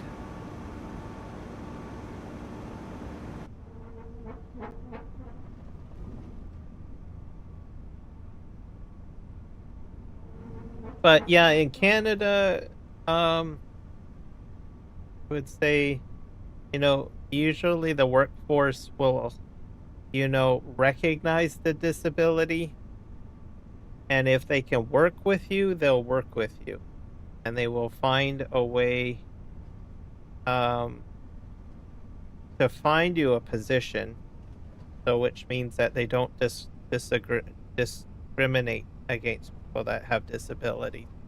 But they don't have you go through hoops, I guess, is what I'm trying my perspective of what I've seen. So they will usually find you a job that would match your disability. So if you can't walk very well, um, you can. I have seen people doing like, stocking shelves and stuff like that. So that they're like reasonably able to, you know, somewhat be mobile. But they will give the employee like either a cart, a motorized cart or something like that that they can drive around the store with, right? So that they're not up on their feet all day, right? Um, Instead of saying, "Well, we need to test you out to walk everywhere," they don't do anything. They recognize your disability. You may need a doctor's note or something, right? And as long as your a doctor, not three doctors, signs off on it, you could get it. Myself, I've worked in an office environment my entire life. Um, we've even seen, offices, or what is it? Did I get rid of my trailer? No, I didn't. I'm too focused on the conversation because I find it upsetting a little bit. Um, I'm losing my concentration on what I'm doing in the game. But anyways, what I'm trying to say is that, um, like even in my workplace, if you have, a back injury or a minor spinal column issue or something like that, you can still work in the office, but you can get different things in the office for you. Like I've seen, like special chairs. I've seen people get desks that you hit a button and it will elevate the height up and down. Um, what else? Uh, Special screen. I had a coworker that has a missing eye and limited vision in one of his eyes. Oh, and I went the wrong way again. And they basically set him up with much larger monitors to help visually, and they also supplied him with special software to put on the PC for him to zoom in, right? So those are examples. Are you back, Sorry Eric? about that. Yeah, my phone called, so I got disconnected. Oh, did you catch anything that I said? Nope. Oh, Sorry. oh, that's all right. Uh, I was sharing my frustration based on what you were going through and explaining. A comparison to how things work where I live, right?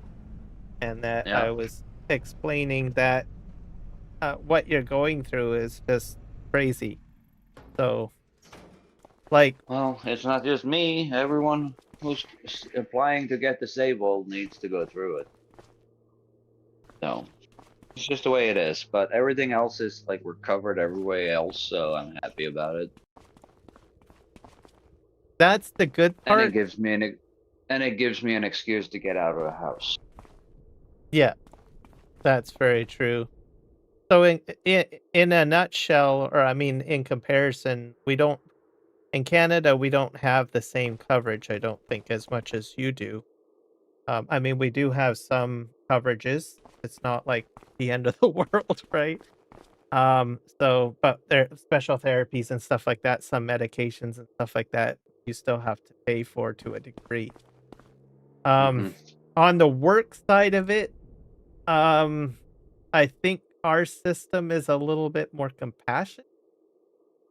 So employers will, like I was explaining to people on my live stream, that we will have someone doing something similar to what you're doing.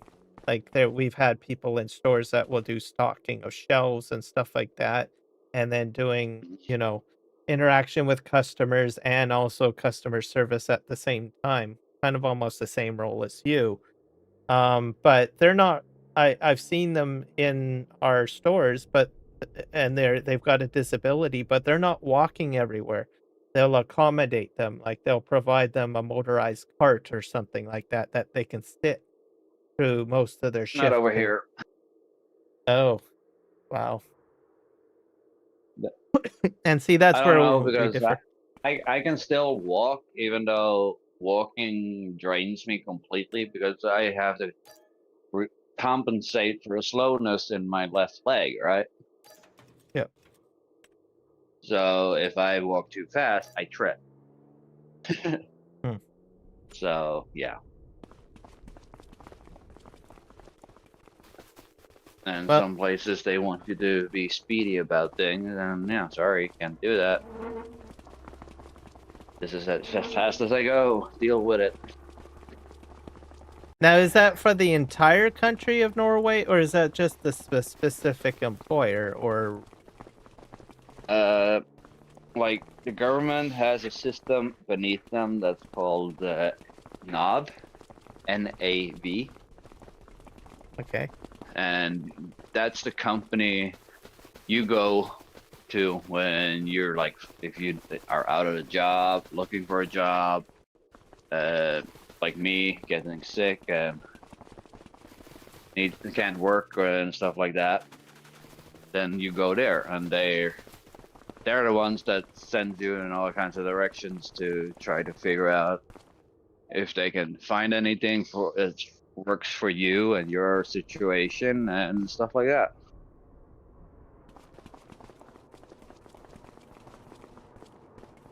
well, for us, usually they just like people that are on disability, they will go through just um one general practitioner.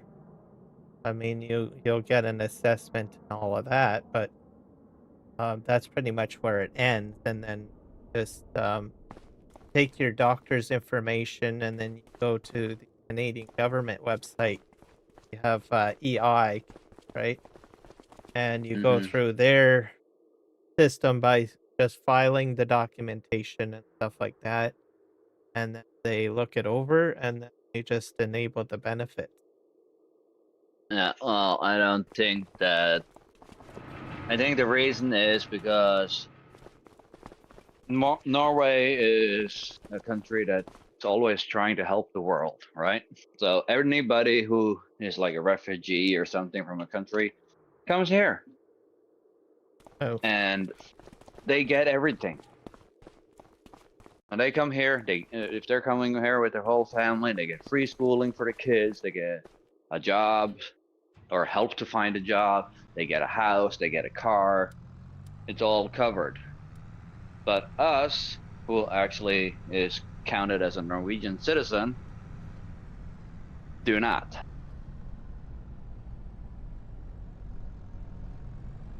We have to actually go through all these hoops so they can make an assessment. hmm. So it's a little bit screwed up, but half of the government is from Afghanistan, Syria, stuff like that. So they have worked their way up and gotten into government, and that's why everything is so weird. But I have a contractor here now, so I need to go outside and inform him before I leave. Okay. Well, So have a good night, Eric, and have a good hopefully, night for you. It's a good morning for me. Oh yes, good morning to you. It's good. I gotcha. Anyways, I won't hold you up. Thank you for All right. sharing everything with me, and have a good Yeah. good day. Later. Later. Bye. Well, there you go, guys. Wow, got a little bit of an education on Norway. And I also shared a little bit about Canada as well. Um, we do have immigration issues as well.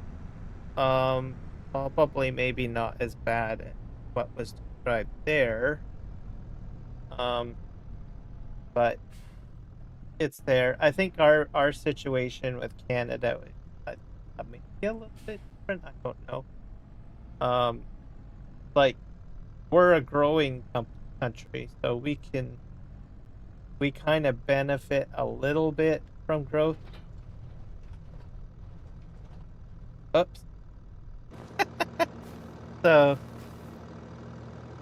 my main frustration, I think, though, I recognize that having more people or more immigrants come to Canada is a good thing.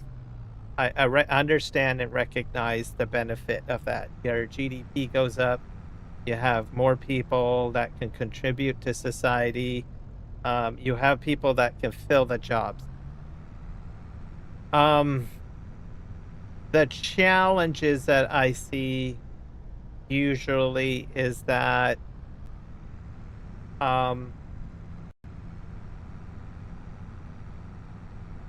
the rest of what we need doesn't compensate for it. So I guess in simple terms, like if you bring in a lot of people, right, you need to house them. And I'm not simply saying, well, here's a house, move into it. You need a certain amount of houses built, right? The other thing as well, like I think on the news, some people might have heard that, well, there's a backlog on hospitals and stuff like that. Unfortunately, we have seen some hospitals get flowing, right? So I think people recognize and they want to help people. That's good. I mean, everybody wants to help people. That's a good thing. That's not a bad quality, right? And like I said, I think as a Canadian, I recognize the benefits of having more people move to our country, right? You bring in new people, they have new thoughts and ideas. Some of them great businesses and stuff. But if you turn on the tap and you don't have a bowl or a beaker or a barrel to catch the water, it's just going to go all over the floor. So what I mean is that if you say you're going to open up, for immigration to come in, right? You should plan accordingly, right? So you need to start saying, okay, well, we're going to have X amount of people coming, right? We're going to let this in because, well, if you don't know how many people's coming in, well, that's pretty bad, right? I mean, if you're governing, you should probably know how many people you're going to bring in because you control it, right? I would hope you would control it. So you should say, well, all right, well, how many hospitals do we need? How many schools do we need? How many grocery stores do we need? How many farms do we need? How many social workers we need? What I mean is you need preemptive planning, and unfortunately I think government sometimes lack that thought process, and that's where people get pissed off. I think it is my point on the whole thing. I apologize if I'm getting too political. I'm trying to keep it not so political, but just educational, and trying to stay in an appropriate lane. as much as I can, but and explain it without getting too crazy on it. What I'm trying to say is I think you need to bring balance to everything, right? I don't expect like governments to work perfectly, where you get everything 100%. I mean, that's crazy. But I think governments should focus for balance, right? And unfortunately, that doesn't seem to really happen. A lot of the times what happens is I think governments, they put out a policy and they put in an action, right? But they don't manage it very well. And I'm not saying every government poorly manages things badly, but I think that's what really pisses people off, I think, or voters anyway. I think everybody's compassionate. I think everyone would be, quite fine with, having, people come into the country or having, healthcare, better healthcare, stuff like that. I just think that, government lacks balance. And that's what I feel is usually the root of it. And if you don't have balance, you're going to have people pissed off.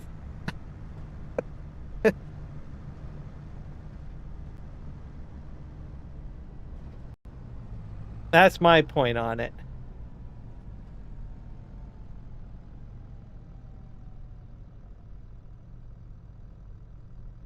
How much training they say they have. They are supposed to read our signs, but can't even speak English hardly. Oh, I understand where you're coming from. I understand where you're coming from on that.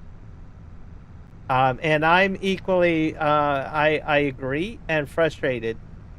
However, I still think government could, if they're going to bring people in and do that, they need to manage it better, right? So if they want to put immigrants like on trucks, then they need to enforce it. They can't ignore it, right?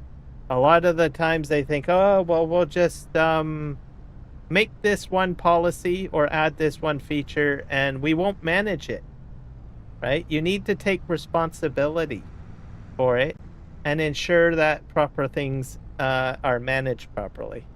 I know I sound like probably like a micromanager here, but I think probably at this point maybe we need more micromanagers at the government level. Right?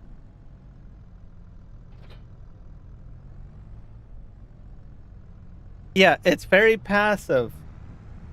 And so if you put those good practices into government in every aspect, not just trucking, everything, balancing the budget, healthcare, right? Everything that you put in proper management procedures on all of it, you will probably have less pissed off people. It's as simple as that. And somehow, I think there was probably maybe a time when there was proper management procedures, perhaps. But now I think it's just plain laziness at the government level. And it doesn't matter which political spectrum you are. You could be on the left or the right. If you have mismanagement, you can have mismanagement on both sides. It's just as simple as that. And I think that's what we have to demand of politicians. Sorry, I'm getting pissed off. It's a heated thing. It's something that really cranks my gears on it. They need to manage things better. Governments have to do that better. That just makes me mad. Pisses everybody off, really, to tell you the truth. Thank you. All right. By the way, Wiki plays. You're Canadian, are you not? I believe. Yeah. Oh, he knows what I'm talking about.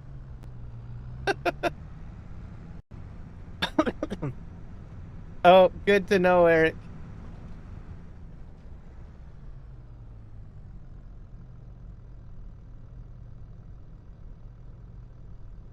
Yeah.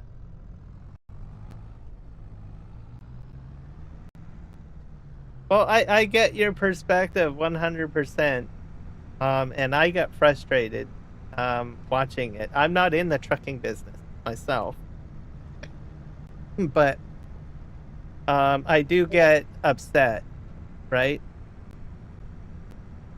And I get upset at both sides of the political spectrum.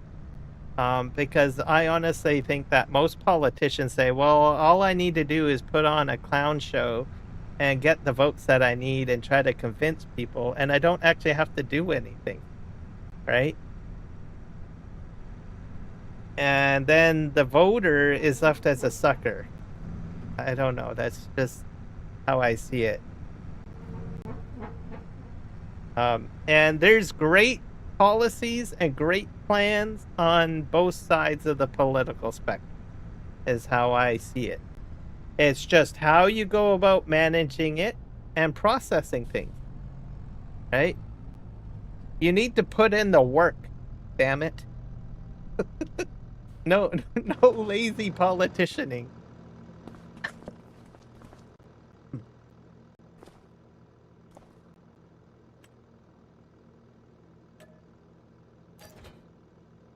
I'm selling that.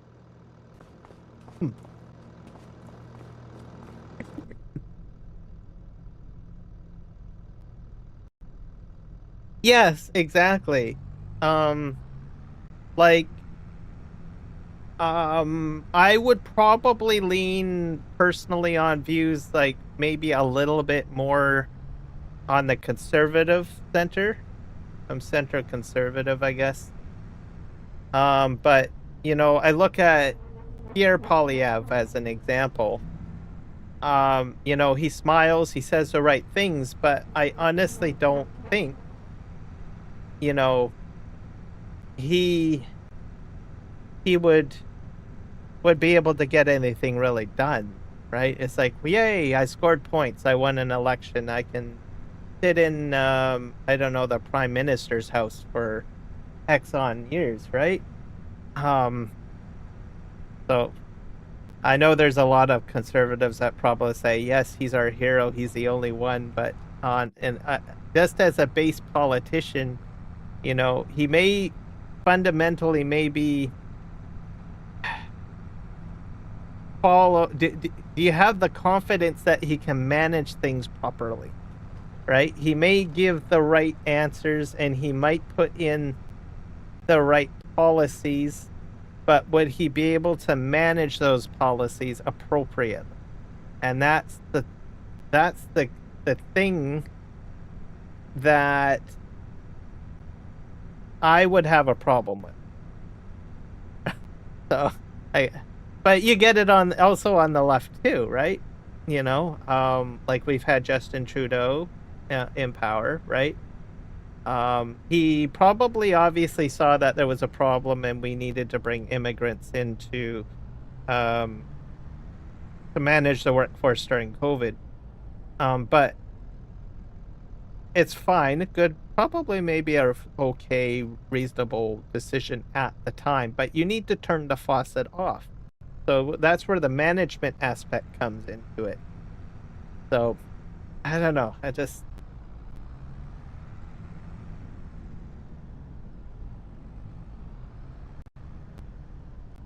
kind of just pisses me off.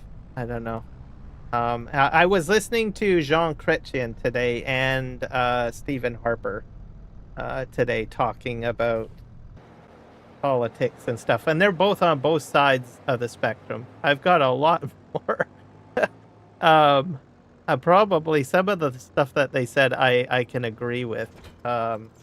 It's like old school. Not to say that they're 100% perfect or anything, but a lot of some of the stuff that they did stand for, they did a lot more work, I think, than I think some of our current day politicians.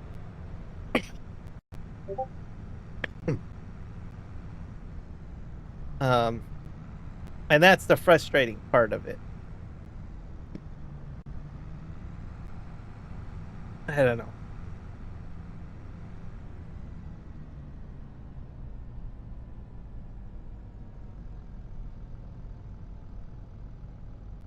Yeah, well, that's the thing.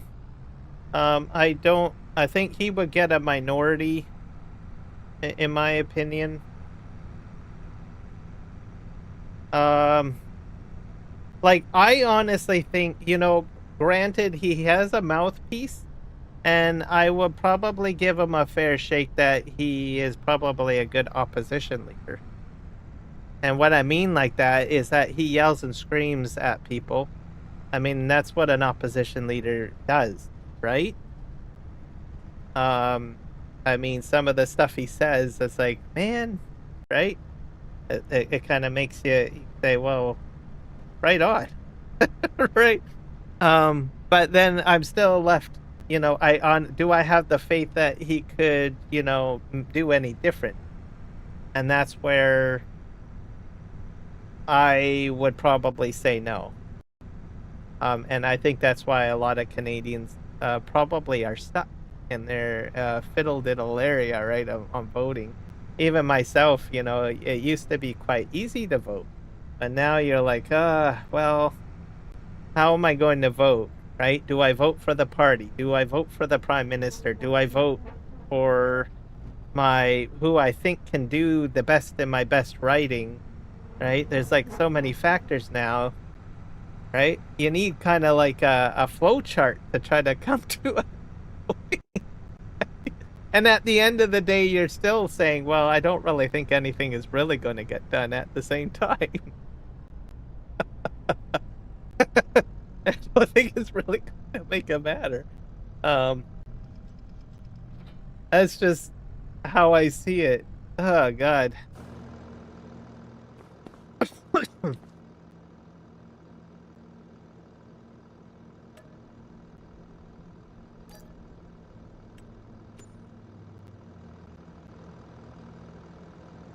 Yeah, fair enough. I'm hoping so. I'm hoping that we'll see a change. I want to see politicians to change, I think. But I think at the same time, I think us as voters, we have to kind of be more specific. Like, I know it sounds sad to say this, but, it should be just an expectation that a politician would, focus on management skills and not social media skills or popularity skills or polling skills, right? That seems to be what statistics, right? We don't need a statistic person. We need someone that can actually say, well, we're going to do this, we're going to manage it, and we're going to do that. And that's what we really need to do. And sadly to say, I think they're ignoring the message, or they just don't want to listen. They probably know that that's probably it. But sadly, I think as voters somewhere, or even media should be saying, don't you think you should be managing things better? Right? Media is supposed to be our voice, even though that they kind of probably are more the voice of the government. But anyways, that's a whole other topic. But my point is that I think these guys really need a wake-up call and say, look, you need to stop these little shenanigan games of saying, well, he did it. No, he did it. Right? And be like, okay, I'm going to do it. Is essentially, I think, what they're going to, that they need to do, and also say, this is how we're going to maintain it, right?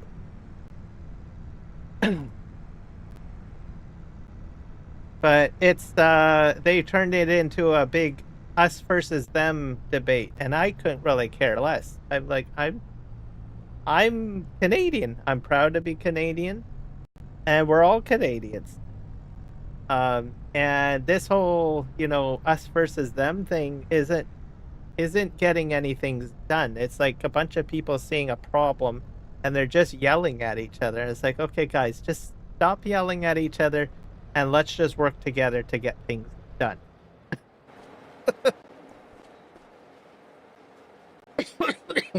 There we go. I really have been harping on this. I needed a rant session. So I apologize to anyone that might be thinking that I'm a bleeping lunatic or something like that. And you're new to my channel or whatever, but I don't usually talk this way. Wiki, you can back me up. I don't get very political on my on my live streams. I usually try to keep it pretty neutral and pretty quiet and everything, but I've been harping on this for a while and I just needed a good chit chat rant on it. Because it's bleeping freaking messed up, okay? And I don't get angry very often.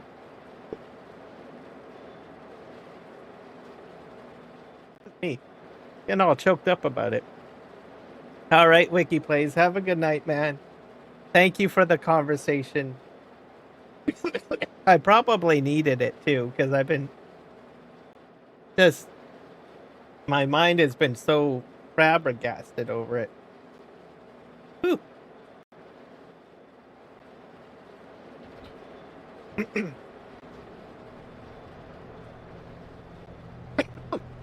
Excuse me.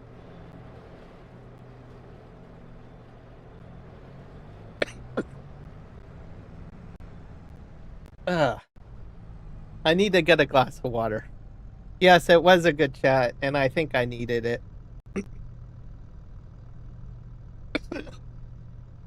Sometimes talking about it is always a good thing. There's always a therapy in chit-chatting and getting something off your chest. Yes. So, but anyways, have a good night. I need to take a break. I gotta go get a glass of water. I'll be right back.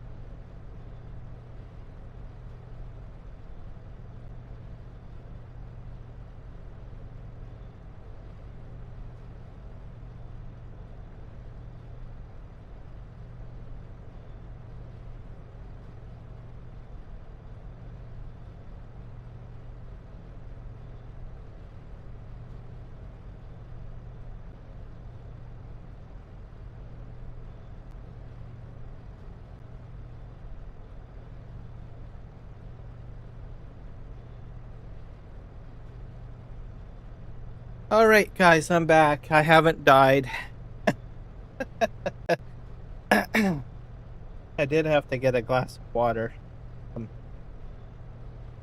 I don't do very well when I get upset sometimes. I know I don't probably.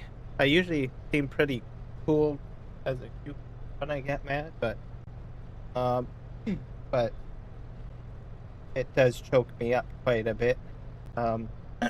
Literally, I actually start coughing. Sometimes I will actually throw up sometimes too if I get really upset. It's very weird with me. I've always been that way. I think it's because I don't like getting overly emotional. And probably maybe I need anger management. I don't know. I like being a happy-go-lucky kind of guy. That's me. That's who I like to be. So I don't like getting choked up very much, or getting angry. So for me, when I do get angry, I get. I don't like to get overly unhinged or irrational. So my thoughts on it is that my body tries to compensate, right? By either making me cough a lot or wanting to throw up. I know it sounds weird. Probably not very many people do that. Most people, if they get mad, they'll just punch someone in the face or they'll yell and scream till the cows come home or something like that. I'm not that way. I'm not really good at expressing anger, I guess, say, in the traditional sense. And I generally try to stay in a very balanced and very happy state. And if something does happen to throw me off, like if everybody has a bad day or whatnot, right? I always try to find a way to stay in the positive spectrum of things. But there are times, I hold things in quite a bit, and then I just have to release. It's like a release valve. And for me, it's a bit weird. So definitely weird. Some people, like, they've never seen me, like, I have close friends, right? And if something really upsets me, like I have had moments where I just start puking my guts out because I'm angry. And they're looking at me, are you sick or something? Right? They don't understand because it's not very common. I don't know, unless there's someone in this live stream that can relate to me, maybe you can shout out and say, oh, I understand completely. But I don't know of anybody that reacts the same way as I do.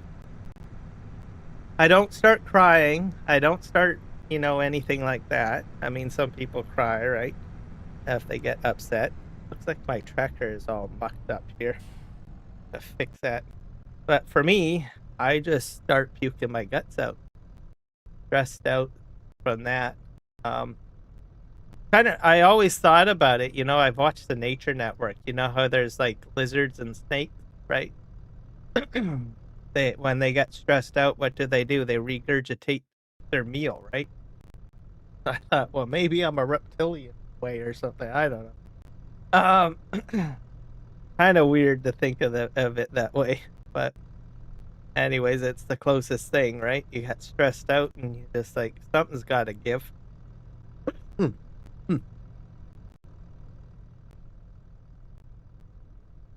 But yeah, I've never met anyone quite like me, but I've had some close friends. Like, I don't usually get very angry, but there's been a few times where, out of the blue, I will get upset, but then I'm throwing up, right? They just look at you because it's kind of shocking, right? It's like, okay, why are you throwing up? You were just fine a few moments ago, and they can't really understand or relate the two, right? So if you don't get upset very often, right, and your friends have never seen you get upset, right, and out of the blue you do this, right, you go through a upsetting experience, or I do, and I just start doing that. You could imagine what their reaction would be. Um, and they say, "Oh, do you need to go to the hospital?" No, I'm just pissed off. And it's like, and they're looking at you puzzled. It's like, huh? I don't understand.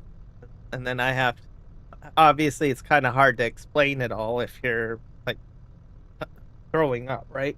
So, um, and then eventually I catch my breath and I calm down or whatever, right? And then I explain it, and then they're like, "Really?" It's very weird.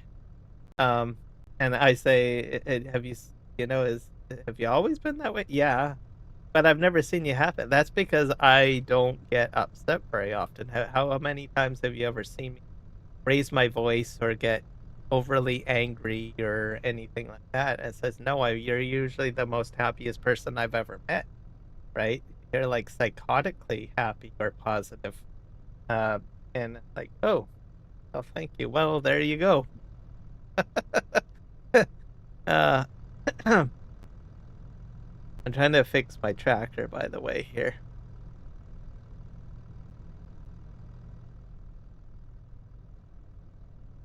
But eventually I do have moments where I do get upset. And it comes out. Um, but it's definitely something that I avoid quite a bit. But who really wants to be upset? Well, maybe there are some people that do want to be upset. Um, and maybe it is healthy to get upset, right? And maybe express it in a better way. But it's definitely not comfortable. That's for sure. Why can't I get the? Oh, I have to hit calibrate. There we go. Calibrate. Somehow it got all goofed up. Fix. All right, it's fixed. So I got the new Beam eye tracker. I'll mention this again. I said it at the beginning live stream as well. They've updated it. They're no longer in beta. The calibration is only seems to be only accessible from the little icon down by the clock. So if you're trying to find that, you need to click on the icon down by the clock. I think it's like the task manager, I think it is, or taskbar. Yeah. So you have to go and find the icon. Left click it once. This little window will pop up and you'll see your little googly eyes, right? And then there will be a calibrate button in the grid menu. You have to hit that if you have to recalibrate. Either that or you've got the shortcut keys programmed, and I don't have that set up. So just to let you know. And then I'll also mention you'll probably want to uninstall your older version of iBeam Tracker and Open Tracker, or at least maybe disable Open Tracker's startup. So I noticed that apparently it has a tendency of loading automatically when you load your computer up. It can get programmed in there somehow. You might want to remove it out of there. I don't know if it'll interfere specifically, but it might, because what they've done is the pieces of that application, they've integrated it into the tracking executable.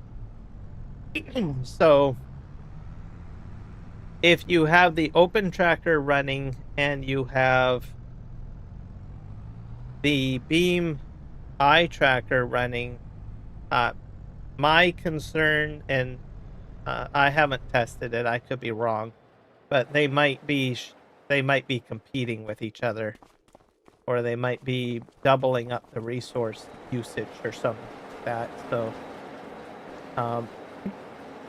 but if you do need it for a different program, like maybe you have like a, I don't know, some sort of VR headset that needs it.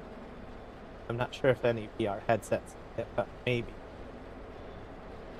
Or some other application that use the Open Tractor, you can keep it installed, just maybe ensure that it's not actively running as a service somewhere on your computer. So, just in case. I don't think it would cause your system to blow up or anything like that, but you might see some, like, maybe sluggishness or performance issues, is what I'm trying to save you guys from, perhaps. So, and I think the tracking software probably has to, you know, do a fair amount of calculation, right? And also utilize your video camera way. So there we go. So I did my spew on. There we go. That's one of my techniques of calming myself down too. I'll get into something like something technical. Usually that's a personality quirk. Most people probably don't. Now everybody's going to know what makes me tick now.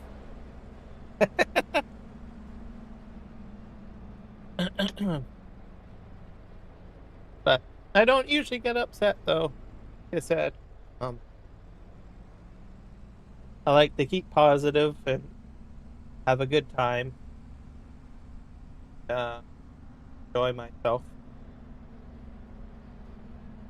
Okay.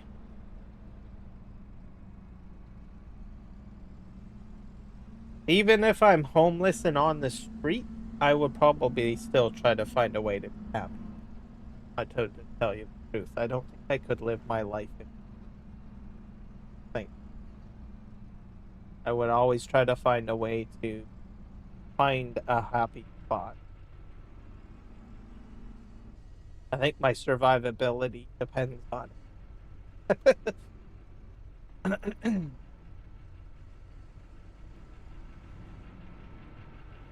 Which isn't necessarily a bad thing. I've had a lot of people, you know, appreciate being around me.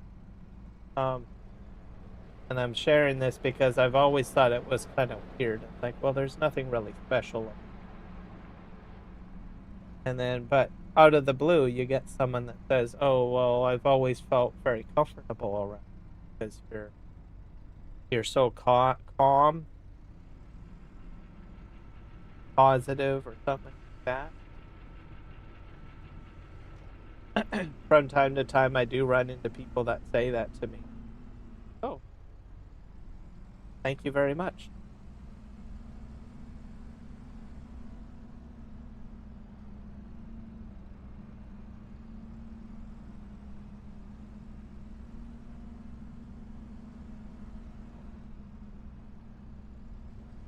Kind of like a gentle reminder to say, you do have a purpose in them.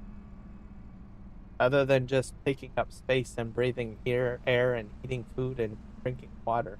I guess.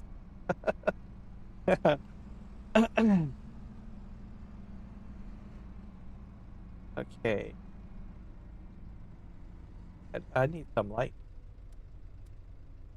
Not too much light though, but get blind fast.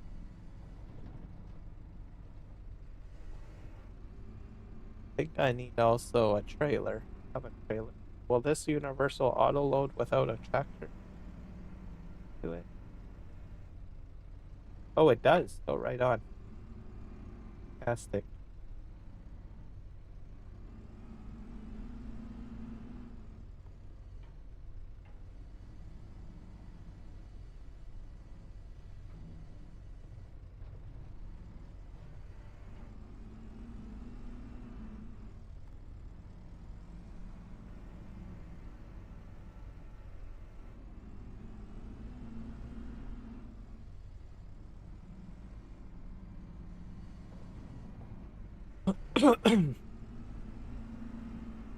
I'm running over something. I don't know what it is. I'm to get out and take a look around. Fun. I think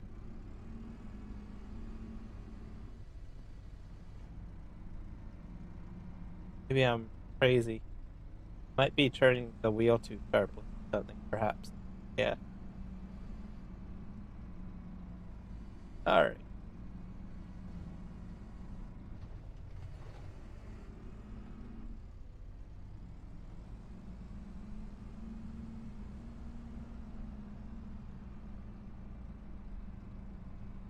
What is the time? Oh, it's 12:30.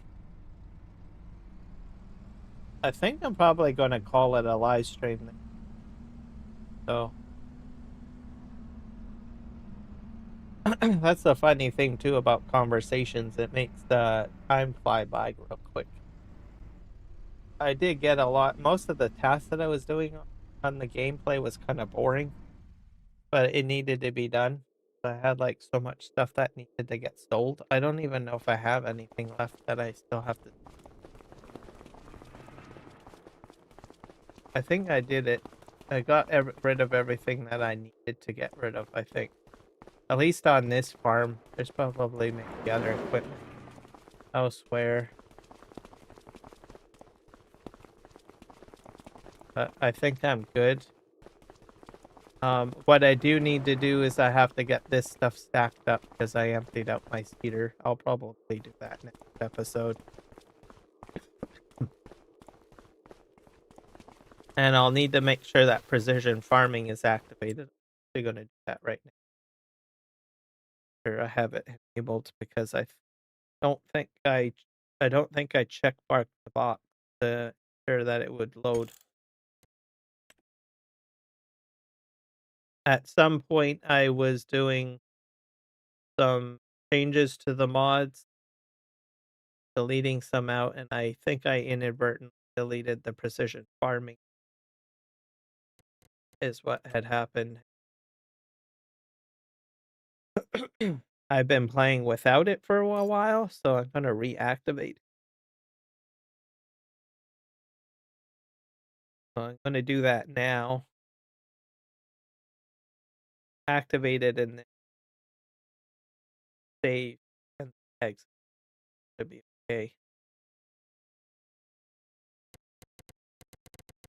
I tinker too much. That's the problem. Always like tinkering.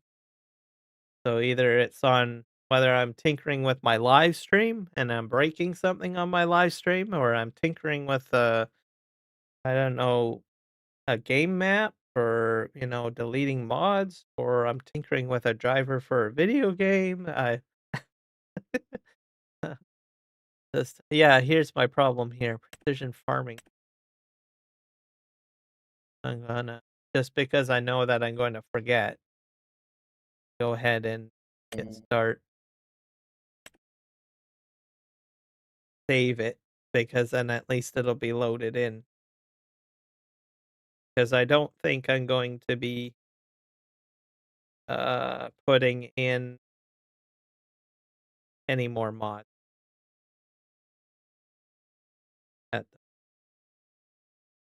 So I might put in I'll probably look at FS Miner's equipment pack for maybe March and put that pack in because it's every month he always seems to either add to the pack or update aspects of the pack. And I do use some of his equipment. But it's a bit of work because what I need to do is I usually clean out some of the stuff that I don't use. So there's a lot of things in there like I don't know, the signs, the pylons, the decoration, or the items that you would use for um role playing. I'm not really a role player, so I usually delete those things out and I keep what I need, right? But his pack has everything in it, so you have to go through and you have to sift out what you want to keep and what you don't, essentially.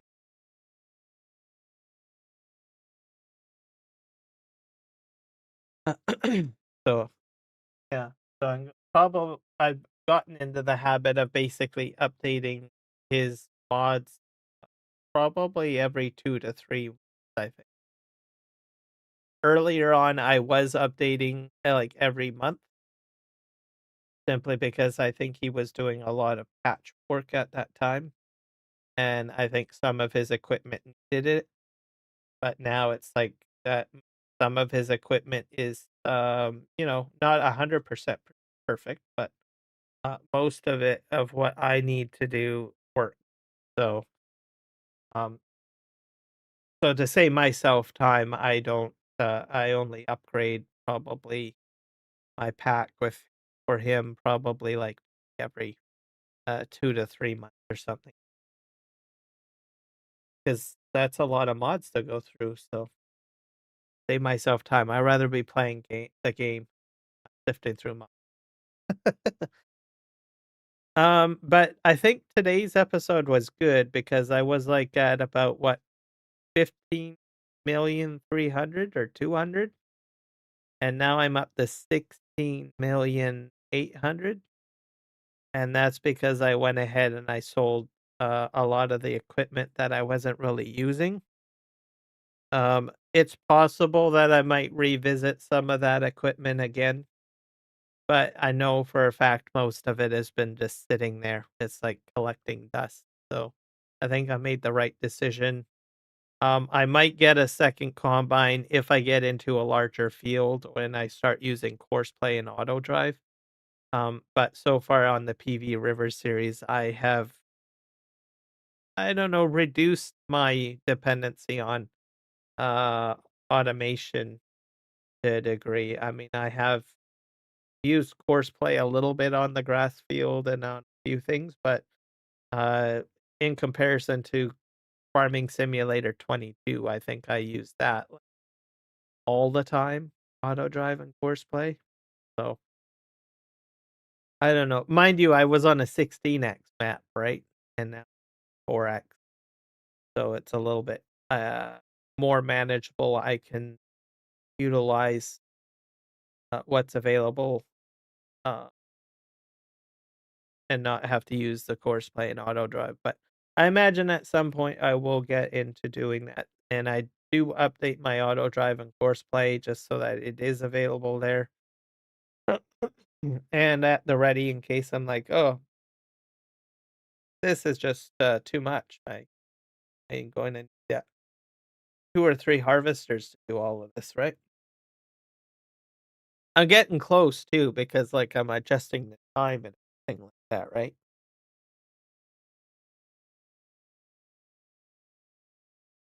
When I first started, I had smaller equipment and whatever the farm provided, and just a few small pieces of equipment. And so I was, I think, here doing real time. And then eventually I upgraded my equipment to bigger pieces of equipment and I could get tasks done a lot quicker. So I ended up speeding up time. And now where I'm at right now is I've got a lot of productions going.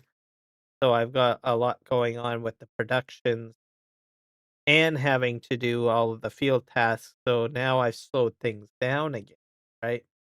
So it's kind of like a big balancing act. But I think I've been managing it fairly well, but I have a feeling I'm getting pretty close to where I might have to start employing like auto drive and course play, stuff like that. Whoops. Oh, that fell off my mic. So, and I do find course play and auto drive interesting. I loved it in 22. But I think when I started 25, I sort of tried to maybe do things a little bit more hands-on and maybe not so much automated. Um, and I think I've been I think I've been maintaining that fairly well. But I do kind of miss setting up the auto drives and doing the course play stuff because I did enjoy doing that. It's like, oh my god, look at how much I'm able to do and how I've been able to get these 2 or 3 combines to work together, and it's got kind of a geekiness going on there. Um, just seeing that everything is being managed, right? Um, but I think in 25 there's a drawback to that too, because then you you miss out on experiencing the hands-on stuff. So, um, the other reason too, I'm more focused on like using my steering column and my simulator setup. Like I've got my 2 thrust masters, I've got my steering column, my pedals, and then the I-beam tracker, right? So if I automate everything, then I'm using those things less. So, so that's sort of my methodology and thinking stuff. So, um, and then of course a lot of people, I think most people have been all right with it. But people probably say, "Well, how come you don't play this map or that map?" And I've set myself a goal for Farming Simulator 25 that I would try to um, do as much in this Canyon PV maps, because there's a lot of an industry in it, and I sort of wanted to do my best to sort of master it. But I think whenever the next game comes out, I think I might have a completely different outlook on what I might do. I'm not going to say that I'll completely abandon doing PV maps, um, like in the next game, but I think what I will probably do is be more interested in trying different maps. So like American maps or um, more Canadian maps, um, whatever it may be, right? And doing stuff like that. Um, I probably would watch, like, I know Eric, he plays on some construction maps, logging maps, and stuff like that. So I might draw inspiration from their live streams when they start doing things. I'm saying, right? So I might try some of the maps that they're trying, something like that, right? In the next game. But I really set my mind focused on this particular map, and I said, I'm gonna go bang or bust on this and try to um, get as much out of it as I can, and then see how I did, and then just hang it up on the shelf and I'm done with it, I guess. And then put my focus on whatever else I can do in the other game, right? In the newer game, like a completely different direction goals. So that's kind of my mindset on it. But anyways, it is 12:30. I don't know who's live streaming. Um, let's see who I can forward to, because I like to send people over to other live streams. Who's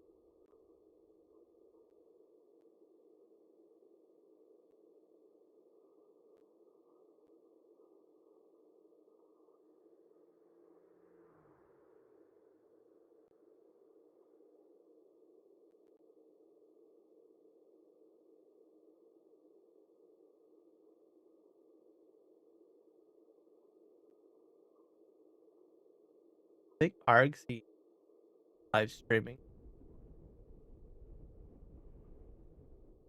Oh, he's doing a live. He's doing modding live. That is. He, oh, he's building a shed. I'm gonna send you guys to him. You guys might. He's doing. I get by the looks of the description, he's doing live modding. Some sort of shed, which I think is kind of interesting. Curious. But let's do that. I'll send you guys over to him. He's from New Zealand, if you guys don't know who he is. So he is a Kiwi. And he does Farming Simulator as well. And obviously doing modding. I will send you guys over there. Thank you, everybody. And thank you for not leaving over my big rant. Like I said, it's not in my character. That I really try to keep politics out of the conversation, but I don't know. I just got upset and I just had to vent. And the situation with Eric, I felt bad for him. And it just kind of spiraled a little bit there. So I apologize. But thank you for the support, and we'll get you guys over to RXZ Gaming. I'll jump in too and say hello and see you guys over there. Have a good evening or day. Bye.